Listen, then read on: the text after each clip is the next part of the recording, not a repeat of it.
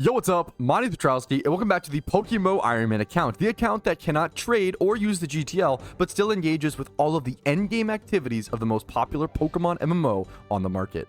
I'm currently sitting at 550 hours played on this account in the past 2.5 months, 1.2 million Pokemon, which we've been gaining and spending back down aggressively, 323 Pokedex entries, which is very important because going for complete Pokedex is one of the most important goals I could shoot for right now.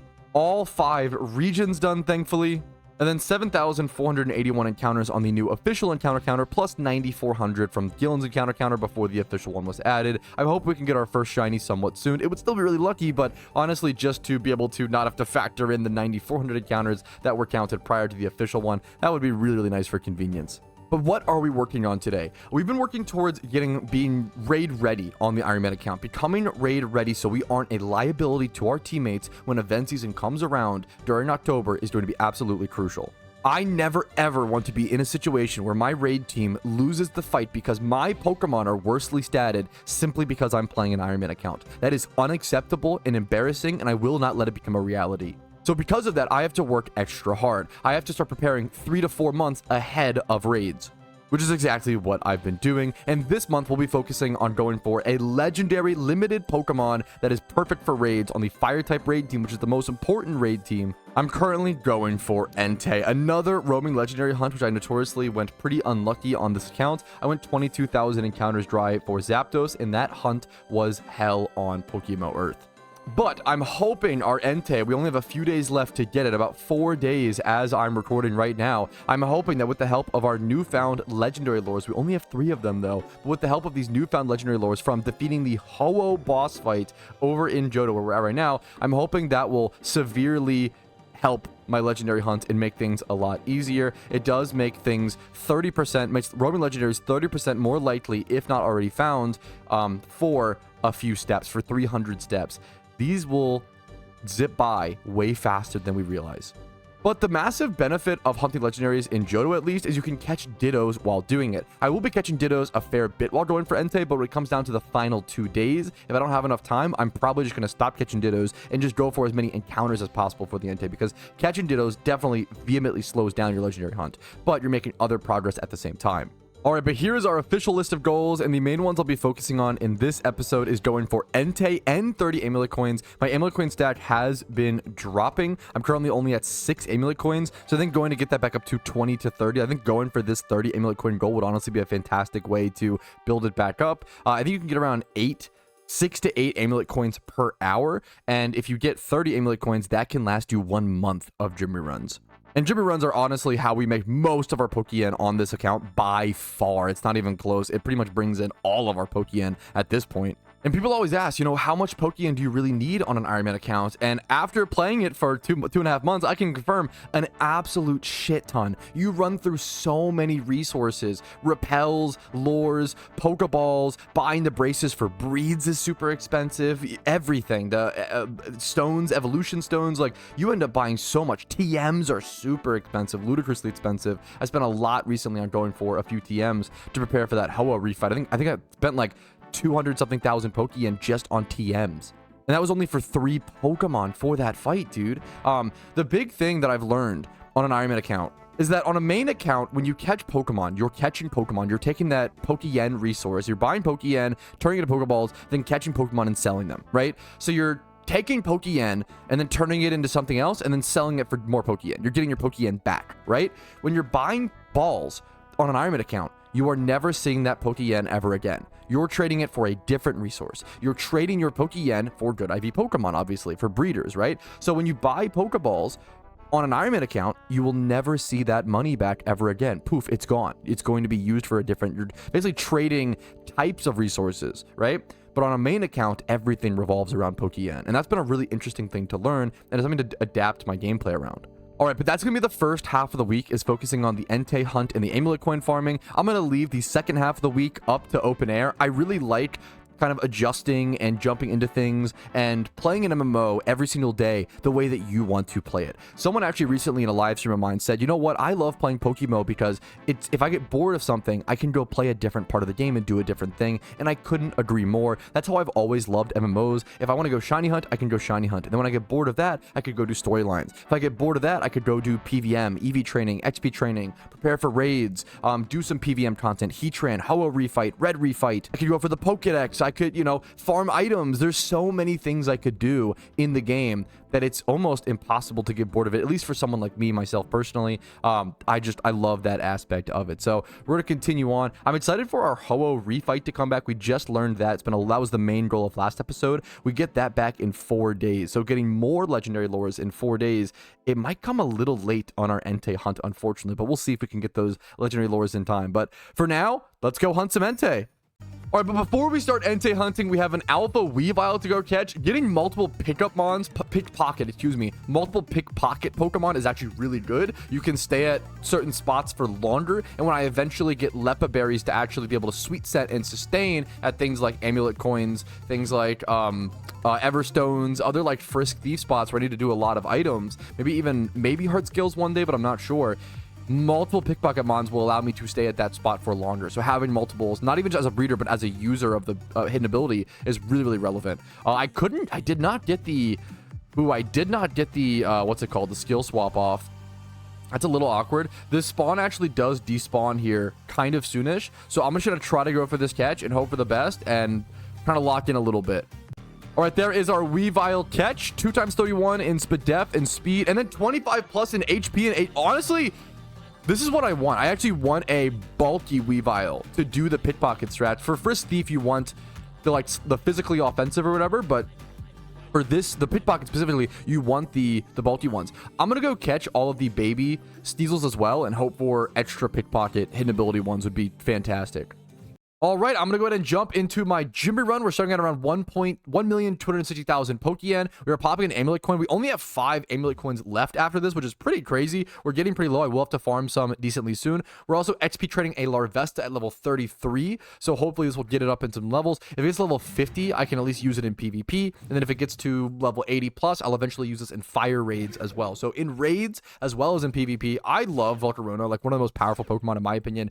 Arguably ever. It can just run away with games. I love it so much. Very excited to use this in PvP and hopefully build a PvP team like to some extent hopefully soon, and really jump into that arc. Would be a whole new like horizon for the Iron Man account. All right, there is my Larvesta being evolved into Volcarona towards the end of the gym run, level 59 on it, which is pretty good XP, as well as up to almost 1.5 million Pokeyen. I'm gonna go ahead and teach Quiver Dance, one of the most crucial moves that defines Volcarona on the mod as well.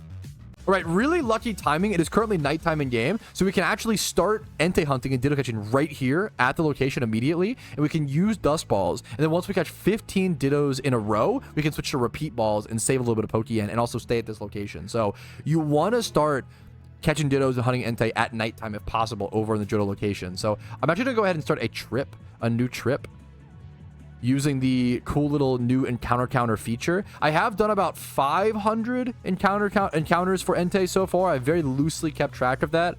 I'm around 500 encounters deep for Entei. I'm going to keep the last shiny one up here in the top right, but I'll show you guys by the end of today's stream how many encounters we did for Entei specifically today. All right, really great Ditto catch. Modest nature, 31 speed. We can Everstone that nature, 20 plus in the defenses. The attacks are relevant.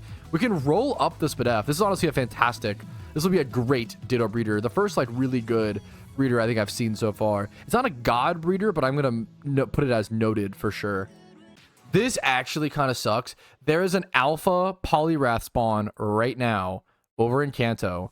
It despawns in about an hour. It just got called. The problem is, if I go catch this alpha, it's going to break my repeat ball streak. And nighttime ends in a little bit here. And I just finished the repeat ball streak. Takes like a while to build. I just finished it. Oh man, I think I'm just going to. My plan might be to wait until it almost despawns and then go try to catch it. I think that might be the plan towards the end. And then after that, I could pop like legendary lures and yeah, and do that for a little bit towards the end of the stream. That'd be fun. What a wild catch. 25 plus in 5 out of 6 stats. This is a like near god Ditto, and it's even timid, so it can be used as a special attack. Wow, this is insane. This is a fantastic. We've got some pretty good, nothing like as good as this batch of Dittos. Not as good as the previous batch, I'd say, but we've caught some very good Dittos for sure. And the more Dittos we catch, the better. Obviously, even if it's just rare egg shunt opportunities, chances. Very happy with that. Another great Ditto catch: 31 Spatak, 20 plus HP, 25 plus speed, modest. That 31 Spatak and 25 plus speed will be a fantastic PVM breeder in the future for that extra damage. Okay, John Doe in chat says they changed how breeding with Ditto works. It's now a 50%, 50-50 chance of inheriting nature. If that's true, that would be a massive fucking deal. If you could actually like have a severely increased chance of rolling the nature when you breed with Dittos, that would totally change. I'd be allowed to like brace more things. You wouldn't Everstone Dittos. Like, that would be insane. All right, it is time to hard go for Entei. I'm going to stop catching Dittos for a little bit. I'm going to head over to the Quilava spot. There's a bunch of different spawns over here in Johto. You do need a damp Pokemon here. That is very important because you can run into shiny Gravelers over here. I believe it's, at Route 45. You can hop down here. I am going to pop my legendary lures right now, okay? I'm going to pop my legendary lures. I have 3 of them. I'm going to be leading with a Swarm Pokemon, which will increase my encounter rate. I'm going to put my damp Pokemon up here in the second slot. And I'm going to pop legendary lures, which will increase my legendary rate by 30%. Let's go view it. 30% increase to the roaming legendary rate if not captured, plus 15% encounters. Foes are stronger than normal. 8% chance to have the lure exclusive. So I have an 8% chance for Quilava. We raise our chance of like getting a really cool shiny, as well as our legendary chance. I went 22,000 encounters dry for Zapdos. Can we break that, get really lucky on Entei? I'm going to bring up my my Entei only encounter trips. We can see we're at 100. We're at like 700-ish encounters currently for Entei. Let's go for it, fellas. Wish me luck. We only have 4 days left to get Entei as well. All right, that is 1 legendary lure consumed, and we did about 30 encounters. To give you an idea of how fast you run through these, my 3 legendary lures will be gone in a flash, man. They're not worth it on main accounts, but I didn't make it very, very clear. I'm only using them on an Ironman account because you have them from the Hoa refight. You might as well, right? All right, we are on our last legendary lure, fellas. Nothing yet. Not too many encounters, but we do what we can do.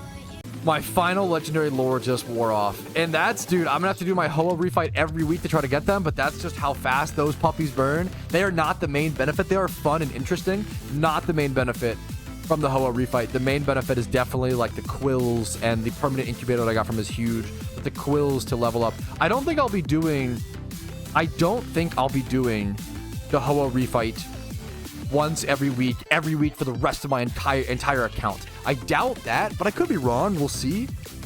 Stacking up, it doesn't take too long. The benefit doesn't take too long, and I like that I have the team built already. We'll see. It's honestly like, it's crazy that legendary lures are so bad, they're so not worth it, that you literally have to ask yourself, is it worth to spend 15 minutes to get 3 of them every week? I don't even know if it is. I'd have to run the math. It's actually like probably really close. I don't know. That's like how mediocre legendary lures are, but there we go. Moving on from them. Now just back to the good old-fashioned running back and forth. All right, after a few hours of catching Dittos, we've got 30 new Dittos here, some new Dittos over here, and even some more Dittos over here. I'm gonna have to sort through these in a bit, figure out which ones are good IVs. We're almost bleeding over into our release box, which is, I believe, our last empty box. I'm gonna have to set up some rare breeds. I can only catch so many Dittos in a row before having to go release stuff. So I'm gonna figure out what to release here, how to release, what to keep for breeds, and possibly, hopefully, do some breeds tomorrow as well. That was a massive, massive step forward in progress, though. We did about our trip 350 or so encounters for Entei. Very few encounters for Entei specifically, but we're doing other progress while doing that, of course. And that's plus we're at like 800, 900 encounters total for Entei. So we're still very early on in the Entei hunt. All right, we are back on the Ironman much later on that night on Monday. It's currently 10:40 p.m. I did go ahead and sort my boxes, and I have my Dittos laid out. So let's go ahead and jump into it. So We have our Shittos or Dittos without any good stats over here in box 2 as well as in box 4. I know it's kind of why in box 2 and 4. It's because my rare spawns are over in 3, so I'm essentially just going to go ahead and move these 20 over here, over in box 3, and maneuver these over here for a quick sec, and then I'll explain to you why I have those Mons separated as well, and then move these Mons, these boxes, over to box 3. So we can go ahead and actually do an Iron Man batch. I'm going to start using that term. An Iron Man batch is just going to refer to 30 eggs. That's all you really can do on an Iron Man account. On a main account, you would literally dedicate like 12 to 16 full boxes. That's right, like more boxes than my Iron Man has in total. That's how many boxes you would normally dedicate to an efficient egg shunt. That's how intense that stuff is. So, yeah, can't do that on the Iron Man account, obviously. I do have these little Shittos over here. So there's going to be 50 left, so I can do about another Iron Man batch and a half after this. We'll go ahead and get that started. I'm really excited to go for that rare egg hunt on this account. It streams like fun to me. Now, I also have this good Ditto box where it seems like 43 of my Dittos went, so 43 of them. This is 1x31s. You see a lot of 1x31s here. Also like 31 speed Jolly. We'll see things like Dittos with just 20 plus. It's 1x31s as well as Dittos with 20 plus in like 4 plus stats. This is a niche one that kind of just barely made it.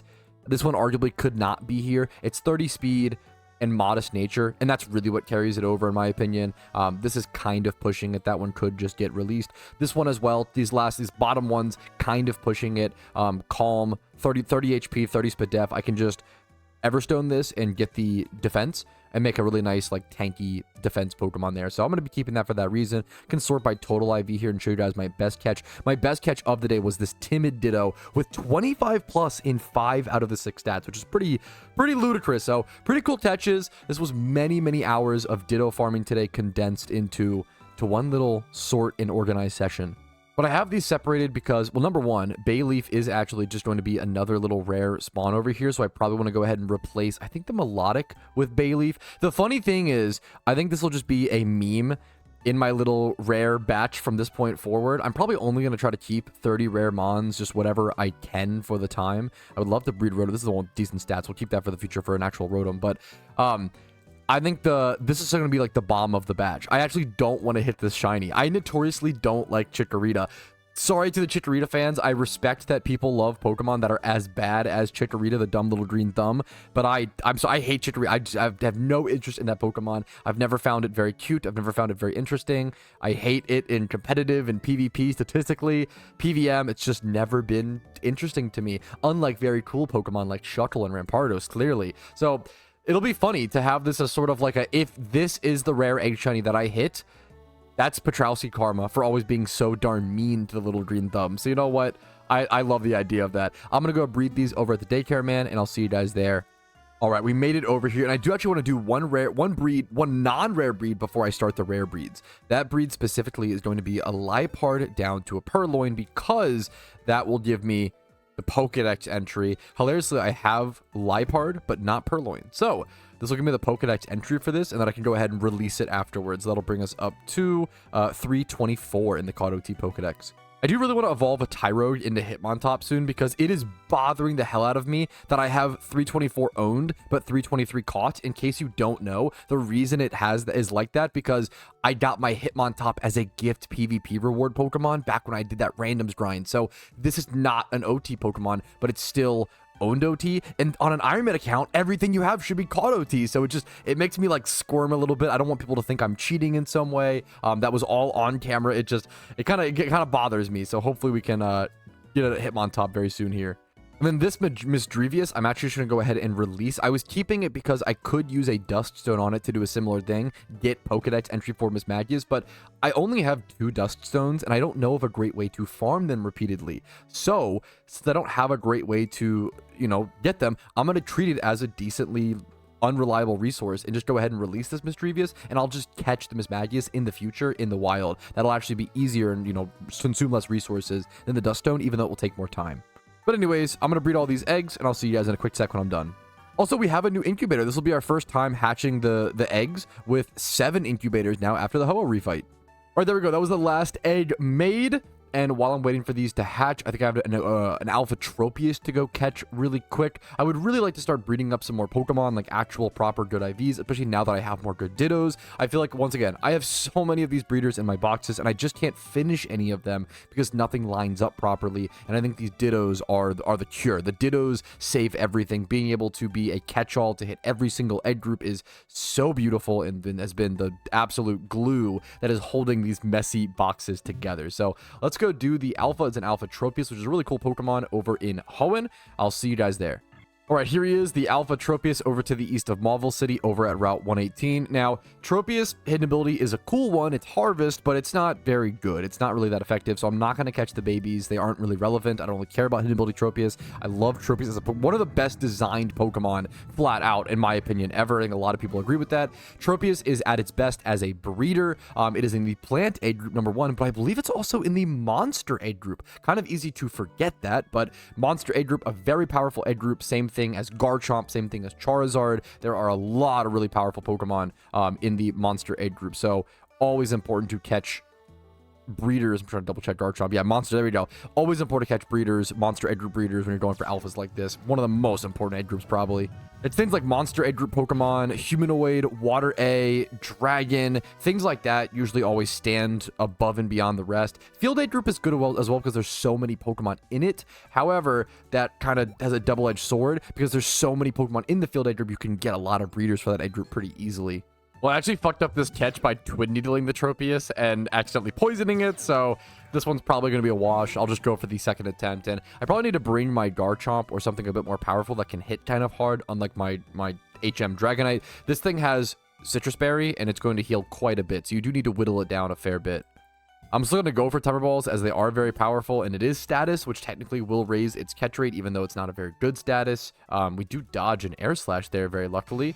We're going to see if this one Timer Ball before it dies to poison can do it. Well, there's no way the Iron Man account is that lucky. That would just be too silly, right, guys? Okay, even Arceus believes so today.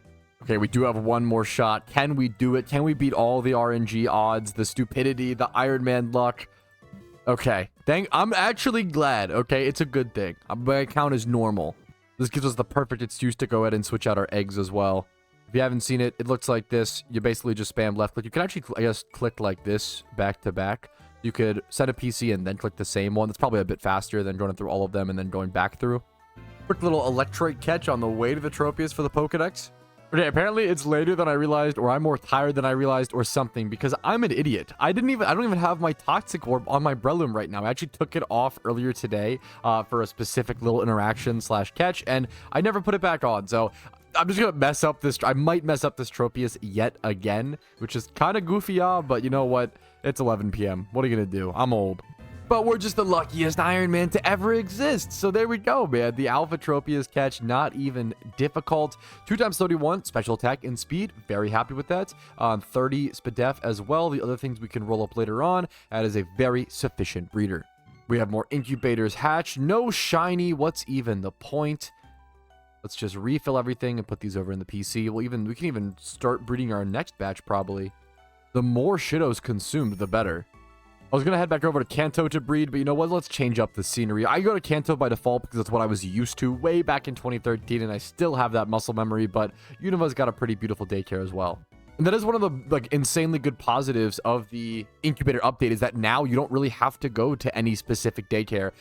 Many Pokemon players may not know that you used to actually always come to the Unova daycare because it was the most efficient one. It's the quickest run from the old man over to the PC, but now you can really go to whichever daycare you prefer, which is a good thing. It's good customization and changing of locations. Thanks to these two guys for their Pokedex entries. I will be releasing the Purloin and the Electric now, though. I'm going to take this time while I'm hatching eggs to go ahead and do a once-over on my boxes and just release more things that I don't need to keep anymore. As the account evolves, I'm able to release more and more things. A good example is this Fanpy. I've been keeping this for a while because it's 30 attack and 30 speed, which are actually really cool stats.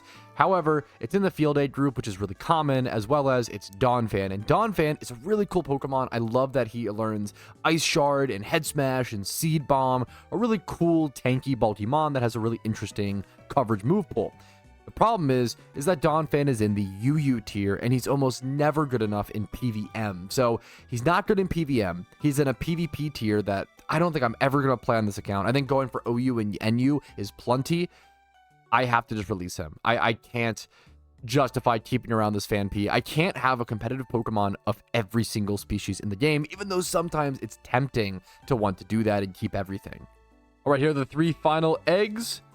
And that should be all of the rares done. I threw this Chansey in here as well. We're going to breed that this time. We can go ahead and do 30 more here in a quick sec. But before I do that, I've done a fair bit of sorting. As you can see, my boxes are kind of shifting around very, very quickly. I already have 30 new Pokemon that I can go ahead and release. And I can go through some of them. Like, some of them, you probably saw me catch. It's actually, like, really sad. Like, some of these Mons, you might have witnessed me catch and me be like, oh, wow, that's a really cool catch. Like, some of these Meowths, like, oh, man, like, I'm going to have extra payday pickup Meowths. Like, 30 attack, 30 speed. So cool, but I just can't afford the PC space, and I can't use them right now, and I won't be able to use them for quite a while. The account is progressing, and the TLDR is these Pokemon are just not good enough anymore. They're not good enough to be worth my PC space.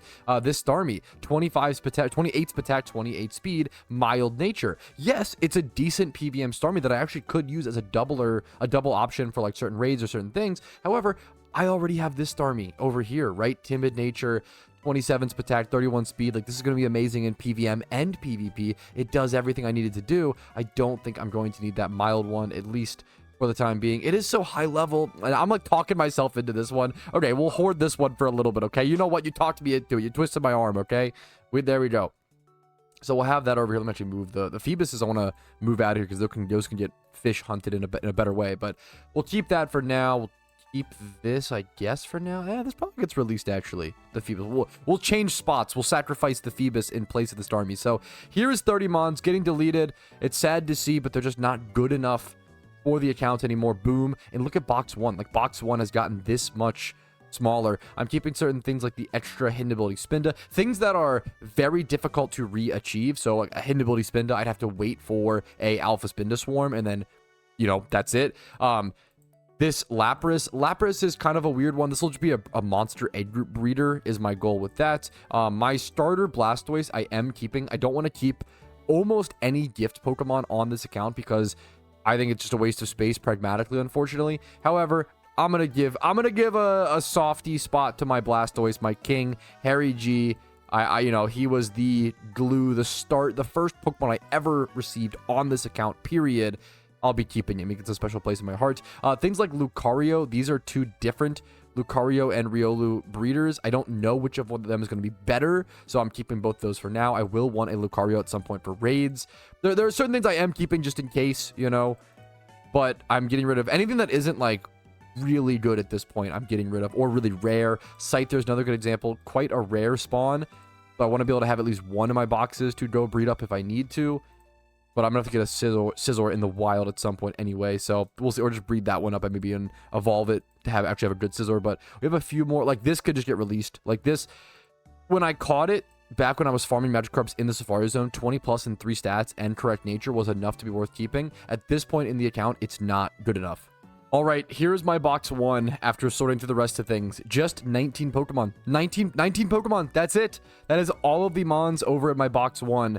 After I go ahead and release 4 more Pokemon right here. And then I do have a few other Pokemon. I'll actually move these over to my box 1 to be fair. So it's a bit more than 19. Excuse the content creator lies. 1, 2, 3, 4, 5, 6. We have 6 Pokemon down here that need to be XP trained, leveled up, and evolved before releasing. So like this Larvitar getting evolved into a Pupitar, into a T-Tar, very quickly to level 52. I can go ahead and get both of those Pokedex entries and then just release that, and that would be okay. Same with my Turtwig. This is my gift Turtwig. I'd be evolving this over into Grottle and then into Torterra, and then just releasing that, and that'll be the fastest way to get those Pokedex entries. So I do want to start focusing on Pokedex entries post the Entei hunt. I only have 3 to 4 days left to get Entei at this, so I'm going to take that first part of the week, take that time where I can to work towards that, and then when I just physically don't have the time to even go for Entei anymore, you know what, we'll go for Pokedex, we'll pursue other goals. If I get it, cool. If I don't get it, it is what it is. I'm going to go ahead and go breed another Iron Man batch of rare shinies, though. Similar Pokedex entry story, I'm going to go ahead and breed down this Cofagrigus and this Ditto to get a Yamask, and that will also be a new Pokedex entry for me. All right, while we're doing some edge breeding shunting, we might as well do some actual good breeds up on some good Pokemon. So I've actually had this Weavile in my boxes for a while. This is a very historic Weavile for the account. It's the Weavile that I first used as my main HM Pokemon on this account with Waterfall, Surf, and Fly. This is actually my first Fly Pokemon on the account. So it was caught on the first day on the account over in Vermilion City in Kanto during a swarm that was crucial to getting a good early game Pokemon. So it hurts me a little bit to breed up this Pokemon, but at least I'll be using this and kind of carrying this forward to make it actually good raid Weavile. I'm also going to be carrying on this name. This is actually a username based on a active viewer of mine. If you want to name Pokemon like this on the Iron Man account, make sure to come check out the live streams on Twitch, earn some free points, and you can redeem them to nickname Pokemon of mine. I'm going to go ahead and breed it with this Ditto, which I just recently caught in today's batch of good IV Dittos. I'm going to be bracing the HP and the defense, having 28 HP, 28 defense, and then 20 plus in Attack, Spadef, and speed. I'm really hoping for a good nature roll here. Modest, timid, even like maybe mild. I would avoid the minus defense ones. You really do want the bulk on Pelipper, to be fair, but a good drizzle Pelipper is crucial in PvP, and I really do want to make myself a good rain team, so it'd be crucial in PvP for me, as well as PvM with certain specific strategies. The Heatran raid actually uses a very specific Choice Scarf 31 speed Pelipper, so I don't know if I'll be breeding that. You know, that's not really the Pelipper I'm going for right now, but at least a start towards the right direction. Oh, I almost forgot about this row of Pokemon, though. We're going to take a quick break from breeds, to talk about this little batch of Pokemon here. A lot of these Pokemon need to be evolved and then released, right? Like this Kricketot, I need to evolve into a Kricketune, and then that can be released. This Snover, I believe, needs to be an Abomasnow. The Eevee, the Gift Torchic, these can all be moved over to box 1 and kind of be in a similar situation over here. So the more Mons I can get over here and just understand what I need to do with them, and then I can release them, the better.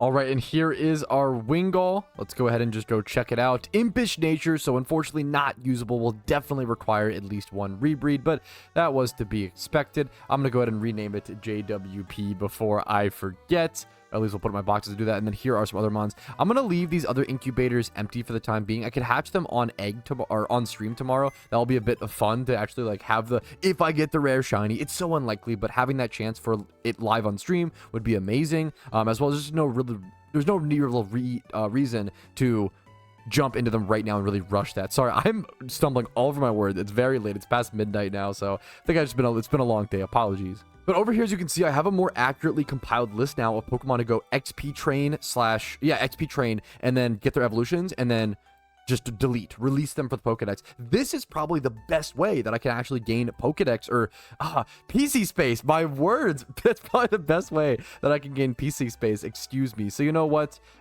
We can hatch eggs while we do that as well. All right, my brain's essentially destroyed. I think I am going to go ahead and just finish up doing these rare breeds, getting all the eggs prepped that I possibly can, and then go do some XP training for the Pokedex before bed. All right, done making all the eggs. Here's what it looks like. 2 Pokemon left over, but there's actually 0 Shiddos left. I used all of my Shiddos from a day's worth of Ditto farming, or at least a few hours. So pretty happy with that. We have some empty boxes over here as well. I'm going to go ahead and go grab whatever Pokemon I can from my boxes, head over to Hoenn, and go XP trade at the typical Tentacruel spot. I'm so excited to move on to the eventual Dodrio/Donphan spot over at Mount Silver, but we obviously have a lot of the problem is you have to complete your Pokedex before you have access to that spot, so you can't save Pokedex XP farming until you unlock the spot, because that's not possible if you get what I'm saying. The efficient gamer in me keeps thinking like, oh, I have some XP trading to do. I'll just save that until I get Rampardos, until I get that, Mount Silver spot, but you can't do that for the Pokedex. You kind of need that. All right, here is the setup. I'm going to be rocking the Sweet Scent plus Discharge Pikachu, the Catching Breloom. I can have multiple Pokemon in my inventory here, so I don't actually really need to like maximize Pokemon I'm training in my party at once, because when you're XP training, the XP is distributed equally among the Pokemon in your party, right? So it's better to just have a few Pokemon in your party, honestly, usually. So I'm going to go ahead, basically head over to, where was it at? What spot? What box is it? I already lost it. Box 1. We're going to move. I want the eggs here. Yeah. Speaking of eggs, we can switch these out here. No, we'll do that in a quick sec, but let's go head over here. I'm going to grab whatever Mons basically come up first. So Numel into Camerupt, Mudkip into Marshtomp and Swampert, and then Pansage is actually just a Leaf Stone evolution. I don't know what that's doing in there. We can just do this and release it. That's easy. All right. Hell yeah. Honestly, kind of poetic to evolve this for my Pokedex just because this actually just happened with Jimmy Bunkle in Team Mister. The first ever Team Shiny Dex was completed recently in PokeMMO, and it was due to Jimmy Bunkle getting a Pansage. So shout out to him once again for that. That was just a historic moment in Pokemon history that just happened this past weekend. But all right, we have our 3 Pokemon starting with Numel, Mudkip, and Snivy. I don't know how long it'll take to actually level these up. I'm actually really curious to test. Most of them need like level 36. I think Camerupt might even actually be... I'll need 36 for the Swampert and Snivy, and then 33 for the Camerupt. So this shouldn't be too long. I'll probably go into bed somewhat soon, but if we can just get 3 Pokedex entries passively like this, I mean, that would be phenomenal. A few Pokedex entries every single day, and we will get that sucker done way quicker than I realize. Yeah, it's up to 327 now. I think it was, yeah, the Simisear. I have all 3 Elemental Monkeys now. It's really crazy. I'm still adjusting to it as well. Being able to XP train while hatching eggs, a surreal feeling. Really, like, it's really weird that I can hatch 7 eggs while also XP training like this. Might as well take advantage of it. Is it powerful? Yes. You know what? It's 2025 PokeMMO. Got to adjust or you'll fall behind. All right, this horde should get me a level up on Numel, which will evolve it into Camerupt, getting a Pokedex entry there. It'll also put me over 8,000 encounters total on the new official encounter counter. It'll be really cool to get the first shiny on the Iron Man that has the caught at X encounters in the summary page. If you don't know, that is a new feature, which is really cool. Let's appreciate our Camerupt evolution. So I need to keep in mind when going for these Pokedex entries, it's the only time I'll ever see them. You know, like it's easy to start by and be like, oh, I want to just get it over with, you know, complete the Pokedex so I can unlock the next cool thing. But sometimes we move a little too quickly in PokeMMOs and PokeMMO and MMOs and in life. You know, it's good to just take a second. That's the only time I'll ever get Camerupt added as an actual Pokedex entry, right? It's that one time and that's it. You only get 1 log for each Pokemon and that's it. You never have to log it ever again for the OT deck. So only 600, you know, little grinds. Really not that. It can be buy in a flash is all I'm trying to say. And it's a big deal and a really cool accomplishment to have that, you know, complete deck on an Iron Man account. So we should appreciate the moment. But like I was saying, there is a new feature for any shinies caught after the encounter counter. If you go check, this one was caught prior to that update. Let's see if we can find one that was caught recently. I'm going to guess a Rapidash. Yep, it says found at and caught at 3,053 encounters. So having that number on the summary page, I'm really excited to see that for the first time on the Iron Man. Thank you for your service, Camerupt, but you did your job. It's time to say goodbye, buddy. I'm sorry. Now, I'm going to get evolutions on this Marshtomp and this Servine, which will only need 3 more levels right before bed, and that'll be it for tonight. And I'll see you guys tomorrow morning, maybe with a little bit more leveling before stream, but if not, we'll jump into our normal Jimmy run tomorrow, and then probably just dedicate most of the time, most of the stream to Entei farming. Once again, just going for that for the few days while I actually can. I'm kind of running out of time for that opportunity, you know?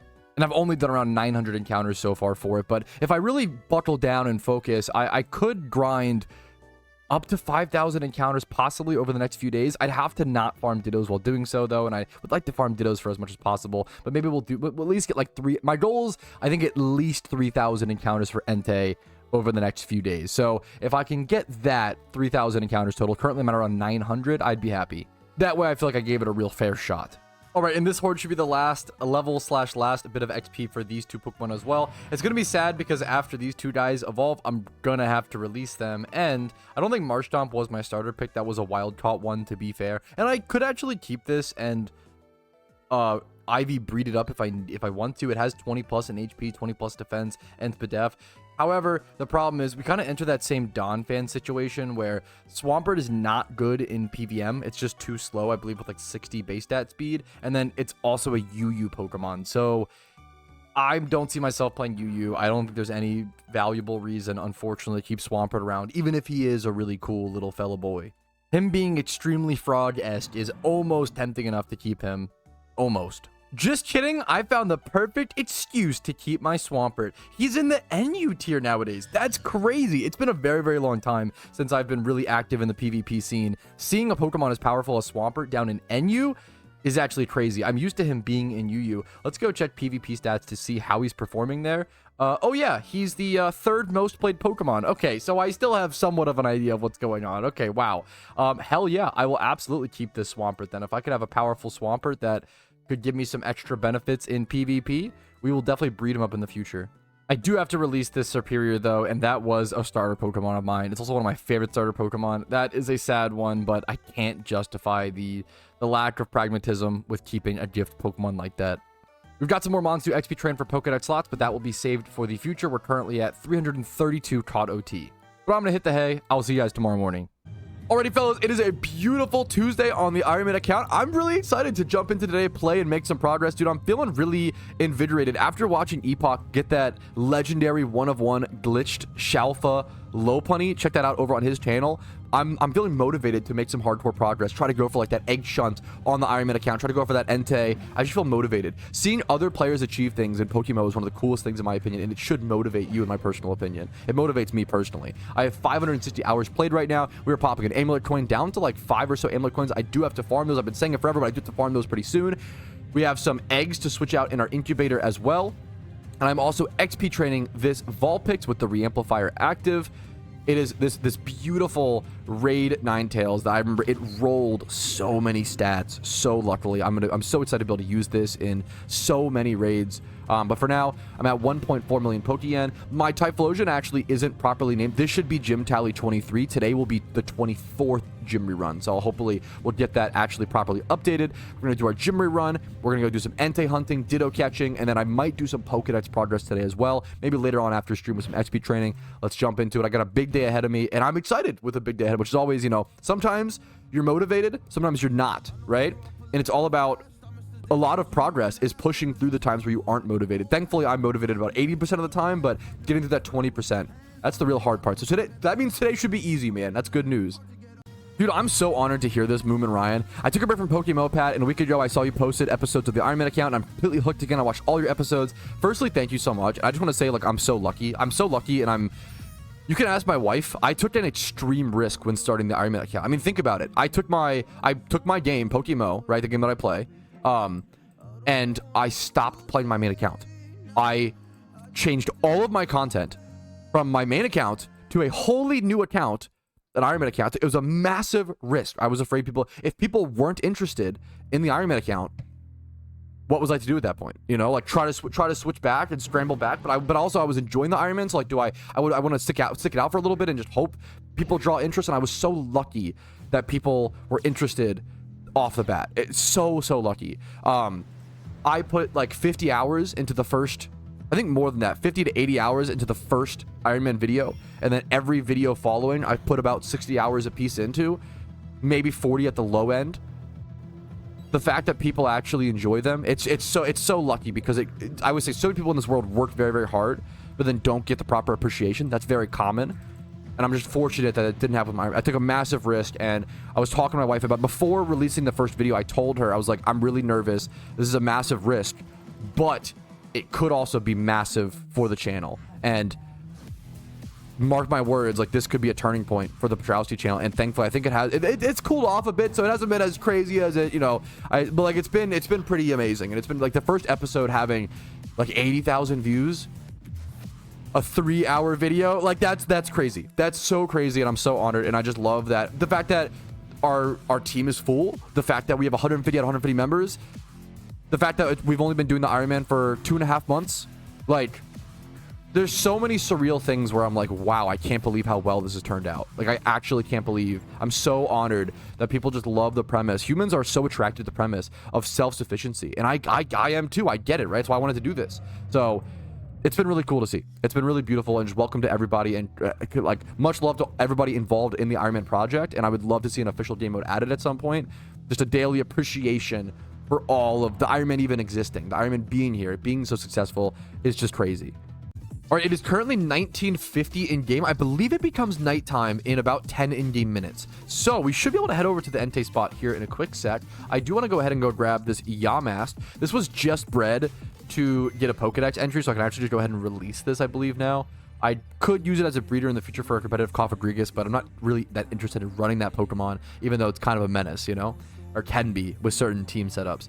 I'm going to go ahead and put all these Mons away, go grab whatever catching Mons I need for this, and go get ready to catch more Dittos and hunt for Entei. We're now up to 1.6 million Pokeyen, by the way, 1.67, as well as level 63 on our Vulpix. That gained a ton of XP, actually. Wow.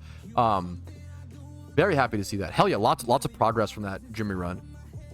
Right, thanks to Twitch chat's helpful reminder, the nighttime is actually not at 20 in-game, it's at 9 p.m., which is at 21 in-game. So, we're going to head over to Hoenn and do a little bit of XP training to work on our Pokedex progress until it becomes nighttime, so that then we can go farm Dittos and hunt for Entei at the same exact time. We're currently at 333 caught OT encounters on our Pokedex. We're going to be XP training up this Trico into a Sceptile. We'll get 2 new Pokedex entries from that, as well as Snover into an Abomasnow, as well as Kricketot into a Kricketune. I'll see you guys over at the tentacle spot, as always. All right, that was a super quick evolution. Only level 10 required. So there's Kricketot into Kricketune. That's a free Pokedex entry. I can then go release this Kricketune and grab a third Numon.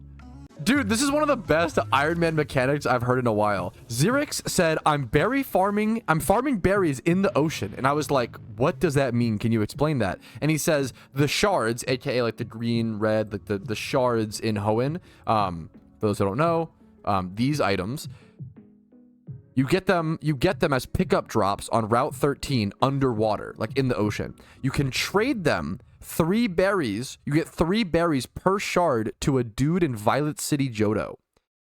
So, bro is literally, it's an Iron Man strat to just like payday pickup for shards and then trade those shards for berries to get berries. That's it. Do you get to pick the berries, or the berries random? How does that work? I'm really interested. Berry farming is something that I've been nervous about on the Iron Man account for a long time. The earlier you start, the better, but I've been putting it off. It's such a big to-do. I don't love berry farming. You have to check in on it every single day. I have enough like daily activities with alpha spawns, swarms, you know. I think I already have so much on my plate. It's tough to also do berry farming, but it is very important.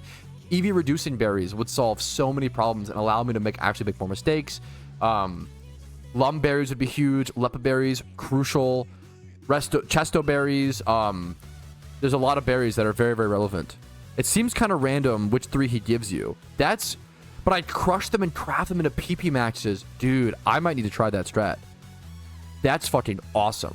If you could Discord DM me some more information, I would love that. Thank you for the idea, Xerix. All right, it's going to be nighttime here in like a minute IRL time. So I'm going to throw these Mons over in the PC. I will finish leveling these guys later. We made some progress. You know, got Weavile, got Pupitar, Snover up to level 37, level 40 to be an Abomasnow. We're gonna grab whatever Pokemon we need to go catch Dittos and Entei. Grab a damp Pokemon just in case. We'll grab a Swarm Pokemon, I believe. I want to like hard hunt and stop Ditto hunting for a bit, which I will be doing. We only have, it's the 29th right now as I'm recording. We only have the 30th and the 31st to go for Entei. So it's very possible I actually switch gears and just hard hunt for Entei and ease up on the Dittos for a little bit. But before I go to hunt Entei, I'm going to go for this Torchic Swarm, because Torchic's actually, a Raid Blaziken is actually a very relevant Pokemon that I need. So a quick few easy Torchic catches for Pokedex and for the Raid chance would be amazing. I will take 31 speed all day. When it comes to a Raid Blaziken, even 25's attack, we could possibly make it mixed and use that. When it comes to a Raid Blaziken, you really don't need bulk. It's so frail already. You just want attack and speed, so that's one of the 3 things it needs done. You generally want to go for, you could even go Jolly on Raid Blaziken, which is weird. Usually you go plus damage on most Raid PVM Pokemon, but Blaziken's one of the weird ones where it's actually slower, like it's like 80 base stat speed. It's on that slower end, where in my opinion, I think it's actually totally valid to go Jolly, and that can even get you benefits in PvP as well. And a second Torchic catch that's adamant in 25 plus attack. Dude, I might be able to breed 2 different Blazikens, one adamant, one Jolly, which both would be relevant for different things. That would be amazing, honestly. And I caught a Jolly one. Are you kidding me? I got 3 Torchics, all of which were useful. What? One of them killed himself to Flare Blitz. 3 Torchics caught, one of them 31 speed, one of them adamant 25 plus attack, the third one Jolly, 2 natures that I needed, plus attack, plus the third. That was insane. The Iron Man luck continues. Insanely lucky Torchic catches. I need multiple good Blazikens. Very happy with that. One could be a mixed attacker. One could be, you know, plus, one could be Jolly, one could be adamant. I could do 3 Blazikens, honestly. I would be pretty happy. It's a little much. I might go for 2 max, but because PC space is relevant, you don't want to have too many different builds of too many Mons. All right, but now we can safely head over to Johto. I need to stock up on Pokeballs again. I'm getting low. I might actually do that now. I'm down to 74 repeats, which is pretty low, actually, for Dittos. Let's head over to the Unova shopping mall really quick before we start. All right, over at the shopping mall, dust balls. I'm gonna go ahead and buy a fair bit of them. Probably 113. People still ask me, where does all your Pokeyen go? Where do you spend it on the Ironman account? Pretty much here. Pretty much mostly on Pokeballs. They go through very, very quickly. Repeat balls. I'm gonna need a lot of these for Ditto catching. I might straight up buy up to 300. So that would be my math is terrible. 24. My math is terrible. 300 repeat balls down to 1.2 million Pokeyen there. I just can't sustain. Like, it's actually crazy how much Pokeyen I run through. I might need to start doing Cloyster train. I now that I have Sinnoh done, I could do trainer reruns and Cloyster runs. I might need to start doing that, which is really funny, but it might be needed because I'm never able to gain Pokeyen. I'm only like slowly going down, you know? Whoa! Woo-hoo! That's the best Ditto I've caught so far on the entire account. Holy shit! That's the best catch so far, boys. 166 Ditto. That's a catch event third place. Well, maybe not in 2025. 2 times 31. That's a fat fucker. Jesus, Twitch chat. Okay. Haste also okay. Hasty's actually a good nature for this because this could be a mixed attacking breeder Ditto because it has the double attack stacks. That's a really nice Ditto. I'm gonna name it God Breeder 3. It's a little wonkier than the God Breeder 1 and 2, but that could be a perfect Blaziken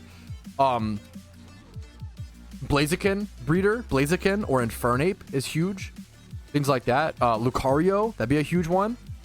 That might be honestly one of the ways to go. That's an amazing Ditto. Wow. Dude, this is actually crazy to me. I can't believe how many Ironmen have been grinding so much harder than me and have surpassed my Ironman within the past 2.5 months. This is Iron Xerix. He has 100,000 BP. 100,000 on his Ironman account. That's insane. That is so crazy.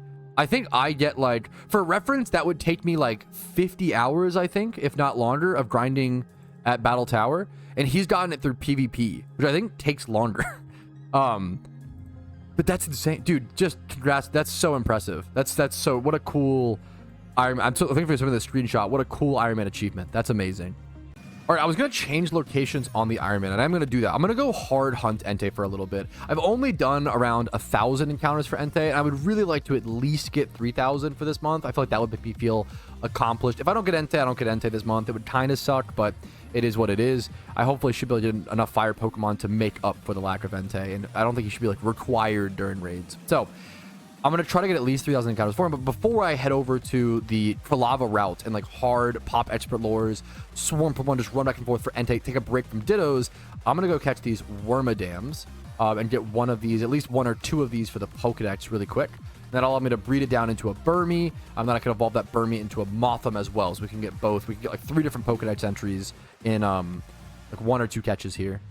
All right, it is now the post-stream afternoon on Tuesday. We're going to head over to this Houndoom swarm really quick if it's not too far. It is in the Burn Tower. I actually just want to catch a quick Houndoom so I can then de-evolve it or breed it down into a Houndour. You know what? As I'm saying this, I could actually just go over to Kanto right now, do ×3 hordes to the east of Celadon, and catch a Houndour. Let's just do that.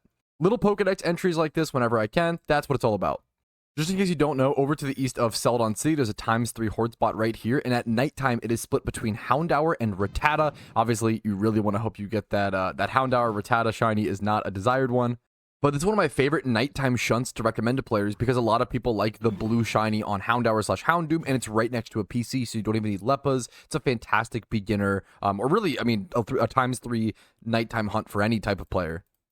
All right, there is our Houndour catch. And here are the IV rolls. Let's see if we get anything, but if not, that's totally okay. Just a nice little Pokedex entry. That does bring us up to 338 in our Pokedex. There's also a Volbeat swarm over at Memorial Pillar, so let's just do that. I think doing Pokedex stuff like this off stream, which requires a ton of little mini clips, and then doing the long Entei hunts, legendary hunts, Ditto farming on stream is kind of my perfect schedule at the moment. I'm really enjoying that transition of different types of content. I always find it funny when NPCs or little sprites like this, not NPCs, little Pokemon sprites like this hover above the water. I guess at least Volbeat's a flying type, so that one makes a bit more sense, but it still feels a little silly seeing it on the ocean surface like that. Right, here's the Volbeat catch as well. It was male, so it could be a nice bug egg group breeder. I mean, honestly, decent stats, but these stats are not decent enough to keep anymore. That's a perfect example of stats that aren't quite good enough. 20 plus in 3 stats, even in good ones like attack, HP, and defense, just not enough anymore. All right, next up, I actually have a plan. I want to head over to Cerulean Cave and go get myself an Alakazam. This is a really cool encounter because Alakazam's actually one of the trickiest mons to get for your Pokedex on an Ironman account. As you can obviously tell, you can't trade Evo for an Alakazam. People asked in the early stages of the Ironman account, you know, how are you actually going to be able to complete your Pokedex? And you can actually lore encounter every single trade evolution. However, if you see this, you might notice the problem. It says Cerulean Cave lore. It doesn't say which floor on Cerulean Cave, and that is a constant problem that I've actually talked about in the PokeMMO space. I would love to see a Pokedex UI sort of overhaul that not only denotes exactly what floor of a certain cave the Pokemon is on, because they are on different floors. One of the best examples is the Hitmons, where I believe Hitmonchan, Hitmonlee, and Hitmontop are all in Kanto Victory Road, but they're on different floors. And it's kind of annoying to figure out which one's where and which, and they're very rare encounters, so it's tough, right? But shout out to and a massive thank you to T-Nums, an old PokeMMO content creator from 2 to 3 years ago, who's also a friend of mine. Back 3 years ago, he made a series where he showed you where to catch most of the Pokemon in PokeMMO. And without him, I wouldn't have known that Alakazam spawns right in this little entrance part of the cave. So I can actually pop an expert lore right now and just go for an Alakazam catch. It should be about a 1 in 20. But I forgot, I made the classic mistake. I forgot Wobbuffet is in this part of the cave. So I might need to get a fly Pokemon or something to dodge the Arena Trap or Shadow Tag. As you can see, I can't run because Wobbuffet traps you. So that's a bit of a pain in the butt. We'll have to just like double up into damage, I guess, and kill him. Yeah, that'll be a little annoying. We'll figure something out there. Well, there it is. That was so fast. That was like 3 total encounters. Holy shit. That's amazing. Once again, the Iron Man luck continues. Now we got to get just really lucky and hope for good IVs, but that would be a little too much to ask for. But the only way to get a competitive Alakazam on an Iron Man account is to wild encounter one with good enough IVs and a good enough nature all in one wild catch. That is excruciatingly rare in PokeMMO. Thankfully, but also sadly, Alakazam's not very good in PvP, currently sporting a 43, almost 44% win rate with a 5% usage in NU, the lowest tier. How the mighty has fallen. That is really crazy to comprehend as an old school player. All right, here is the Dusk Ball to catch the Alakazam. Surely this should catch 1 HP asleep. Literally, once again, one of the weirdest, coolest, nichest Pokedex entries on the entire Iron Man account, and we'll only ever get it once. That should be 340, I believe, or 341. Pokedex, let's see. Jolly Nature's terrible, so it's not usable. We're not the luckiest Iron Man in the world, I guess. Only second best luckiest or something like that. But we'll take the very weird niche Pokedex entry for sure. It's cool to see the full green there. Next up, you know what? Let's just go do Machoke, I think. I want to go to Sinnoh Victory Road now that we have that storyline done. Okay, once again, I don't know what part of the Victory Road it actually spawns in, so we're just going to hope for the best, run in this front side here next to the PC, and run back and forth for a little bit, maybe run around and pick up some free Pokeballs. We have an escape rope to get out when we need to. What? I mean, I don't need... Okay, is this a lore encounter? I have my lore popped. No shot. That's my first encounter in the entire cave. There's no way. There's no way I get the lore encounter the first... Maybe I am the luckiest Iron Man. I mean, I've got to catch it. It's a Garchomp. It's one of the most powerful Pokemon in the entire game. Do I need extra Garchomps? No, I mean, I have 2, I think, but it's a Garchomp. All right, there is the catch. Naive Nature is actually not bad. 31 Spatag is something. We could go a mixed Garchomp with this. It even has, this is the perfect exact nature you go for mixed Garchomp. So we'll keep that for the future. Picked up a free Max Repel as well. And look at the Kanto Pokedex when I go over to my Pokedex. The first full slide is all green now, except for Ivysaur and Venusaur. But I have a plan for that in the future, to be fair. Those ones I actually do want to hold off on because that is a Pokemon that I might want to go for a 5x31 of, or a very powerful, like, bred up version of, and then eventually put a hidden ability patch on it. So I'm in no rush to train up something like that. And then if we scroll down a little bit, the first thing we see here is that Machoke. So I'm hoping to get a Machoke. And speaking of the devil, there he is, Machoke. But then I will have to go over to Route 226 in Sinnoh to get a Machamp. I will have to lure for that. And I believe, if I remember correctly, I think that is that post-game area in Sinnoh that I don't have quite access to yet. So I'm going to continue to be a little lazy. How do I not have a Rapidash. Wait a minute. I just realized I have a shiny Ponyta, but I don't have an OT Rapidash. How does that happen? But there's our Machoke catch. Not too bad. Once again, cannot evolve it into Machamp. I will have to go lure that later on, but I'm going to save that for a different day. Here's the IVs. Nothing. Going to escape rope out of here, head directly over to Unova. I'm going to go do a ×5 horde over at that Rapidash spot where I speed EV train a fair bit and just catch one of those ones. Now, they might actually do a fair bit of damage before I can get one, so we're going to hopefully not let our Dragonite die, but we'll see. It'll be a little close. We can just do a ×5 horde just like this. I'm going to waterfall down every Rapidash except for one. We'll choose this male level 47 one. Maybe it'll be a good breeder. The catch does end up being a little bit awkward. I really don't want to ball swipe this thing down to 1 HP because it does use takedown constantly, so I'm just trying to spore and dust ball it right now. Might timer ball actually. Yeah, it's probably been long enough. We can go ahead and timer ball. Timer ball, once again, the king of the Pokeballs on the Iron Man in my opinion. All right, there it is. There's the successful catch. Let's see the IV, see if we get any breeder. Nope, that's okay. Just something for the Pokedex. Puts me up to 342. Now, I'm going to go lure like a Slowking really quick. I think I do want to start going for the Mons that I would never really normally capture. If there's like alpha variants of certain Pokemon, I might kind of delay their capture, or obviously the more awkward ones. I don't see myself ever naturally catching a Slowking. So let's go lure one over at Cape Brink in Kanto.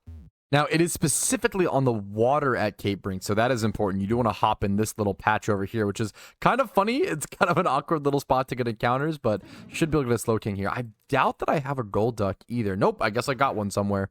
All right, this encounter actually took quite a while. I think I started at 8,337, so this was about 51 encounters. Honestly, not too bad now that I think about that number. It's like you should get the lure in around 1 in 20. It's a 5% chance for the lure mon, so it's usually about a 1 in 20. But so this is about 2.5 times overrate, but I got really lucky on that Alakazam. It only makes sense. RNG evens out.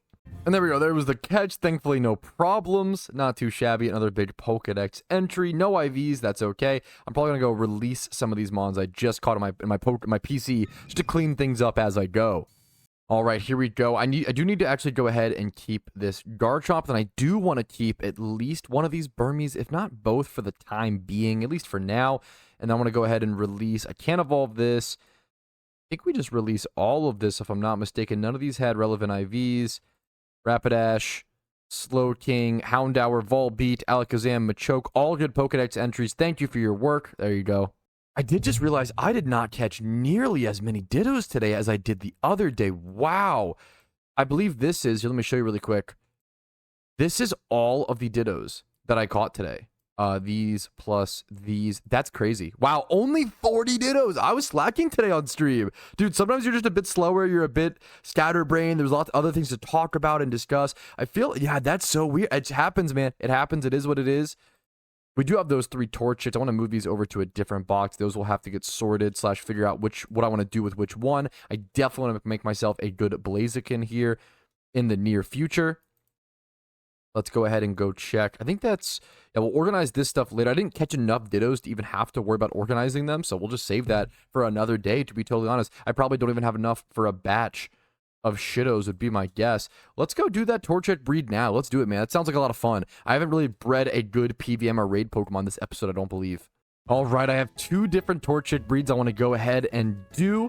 Let me show you guys what they will look like. One of them, we're going to do 2 different purposes, okay? One of them is going to be a mixed attacker. So this one, 31 attack, 31 speed, 25 plus attack. You really don't need bulk or defenses, at least on a PVM Blaziken. These are meant to be PVM Blazikens. Mixed attackers like this Blaziken are sometimes needed for certain raids. There is a raid mechanic where the raid Pokemon will actually become resistant to the specific type, whether it's defensive or special attacking, if that makes sense. And then in the other half of the raid, you'll want to use the other type, right? So if you start the raid with like full physical attackers, you want to have special ones in the back, and things like Lucario, things like Blaziken that can do both are fantastic for these types of raids if something goes wrong. So I'm gonna go ahead and breed this. Make sure to pay the 21k. It's a hefty price, but it's worth it. The 21,000 Pokeyen to make this come out female, so I can rebreed this if I need to, because nature is not guaranteed. This is a random nature roll.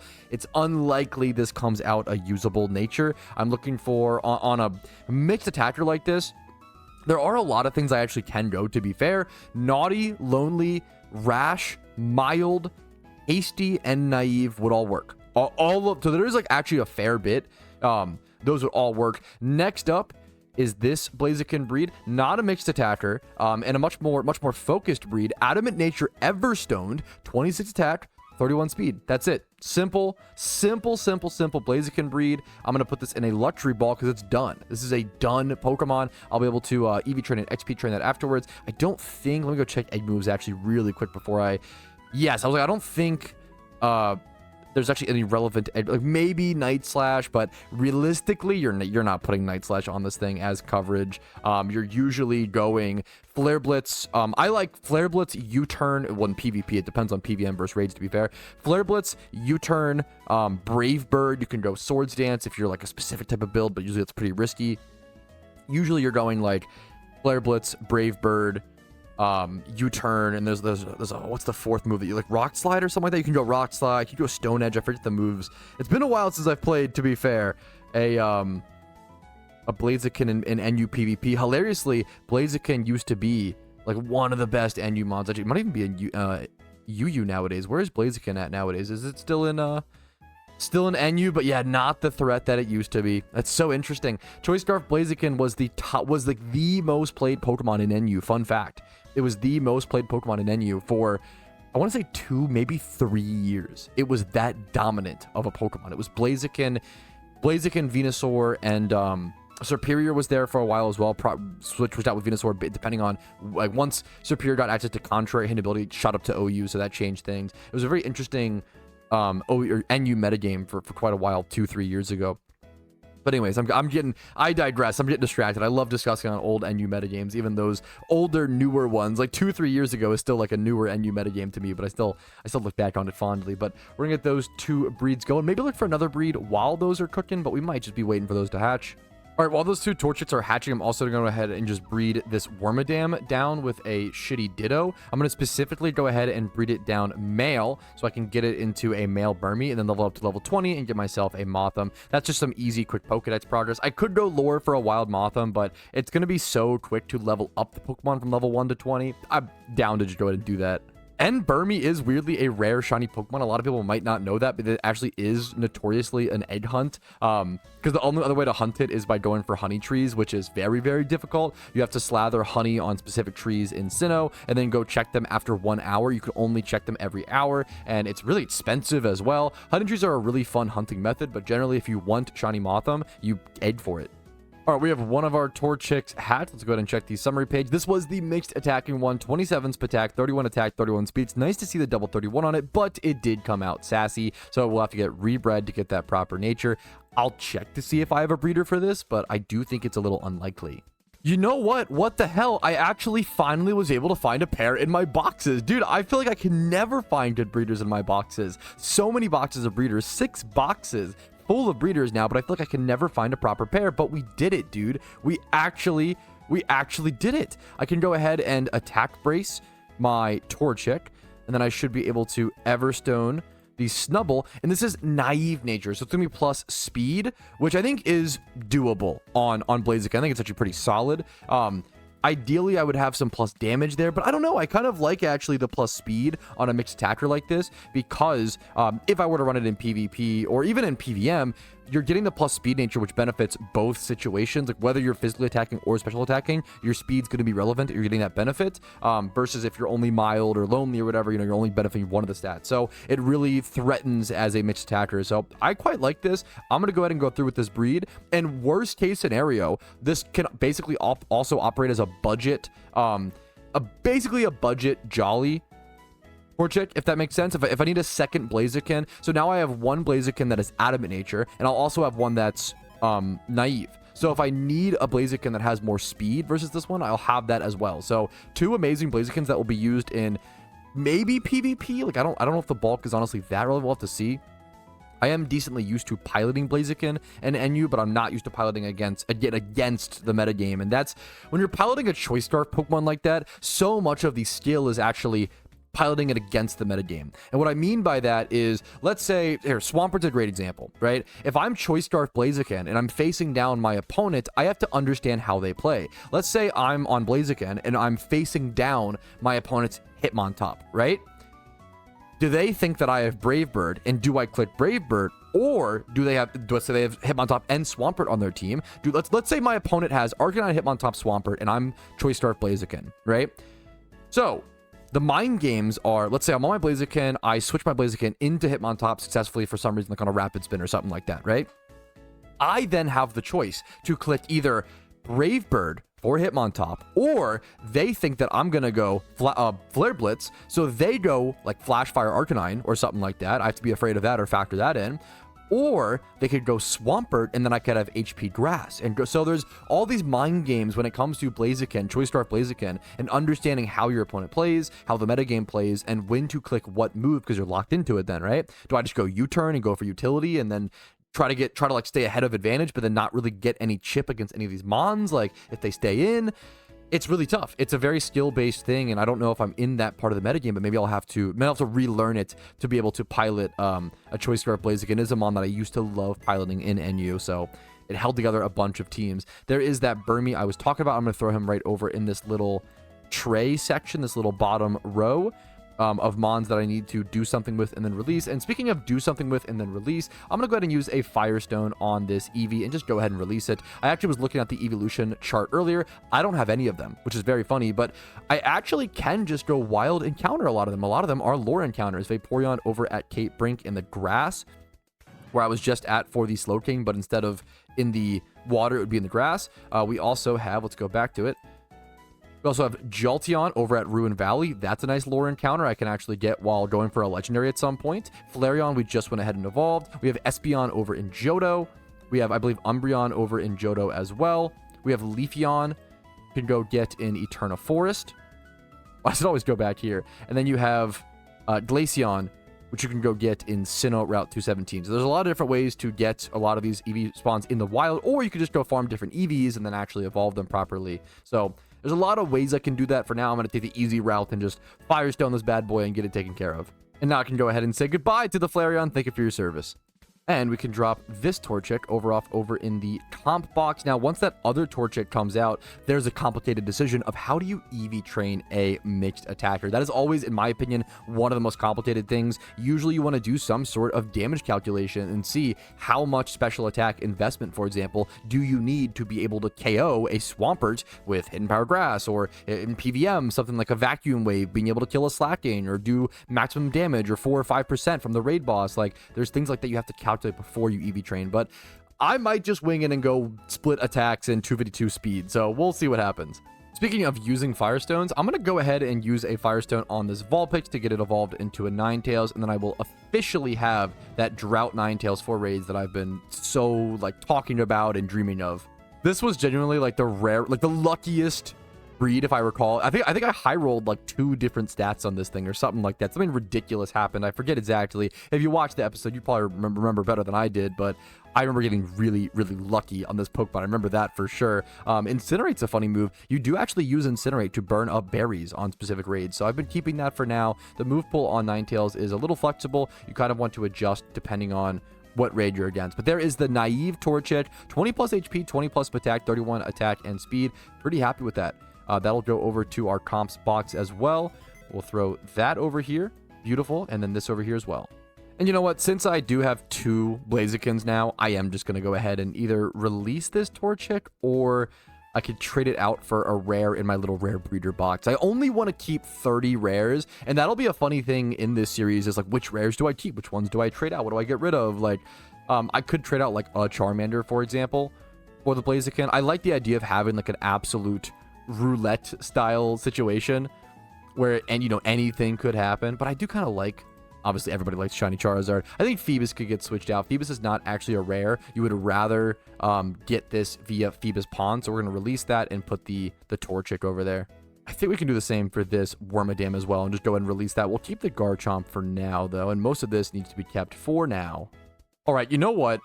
I'm going to go ahead and commit to this. I want to finish this Coughing breed so freaking bad. A Neutralizing Gas Weezing is one of the most powerful Pokemon you can have in PokeMMO for PVM, for shiny hunting, believe it or not, with the Zoroark hunt, and for PvP. It just does something that no other Pokemon does, and having an extremely powerful, neutralizing gas Weezing would be amazing. And I have this one that I've bred up a little bit. It's 28 HP, 29 Spatak, which is a stat that it does need to do some damage, 31 defense, 31 Spadaf. So the defenses are amazing, and then the speed is a little low. Ideally, you want this to be a bold Pokemon, if I remember correctly. I'm going to go ahead and actually double check before, you don't want to give in your biases. You have 91% bold. So going bold is generally pretty important. You do want it to be pretty physically defensive and have that minus attack stat. So I consider bold a requirement when I see 90% like that.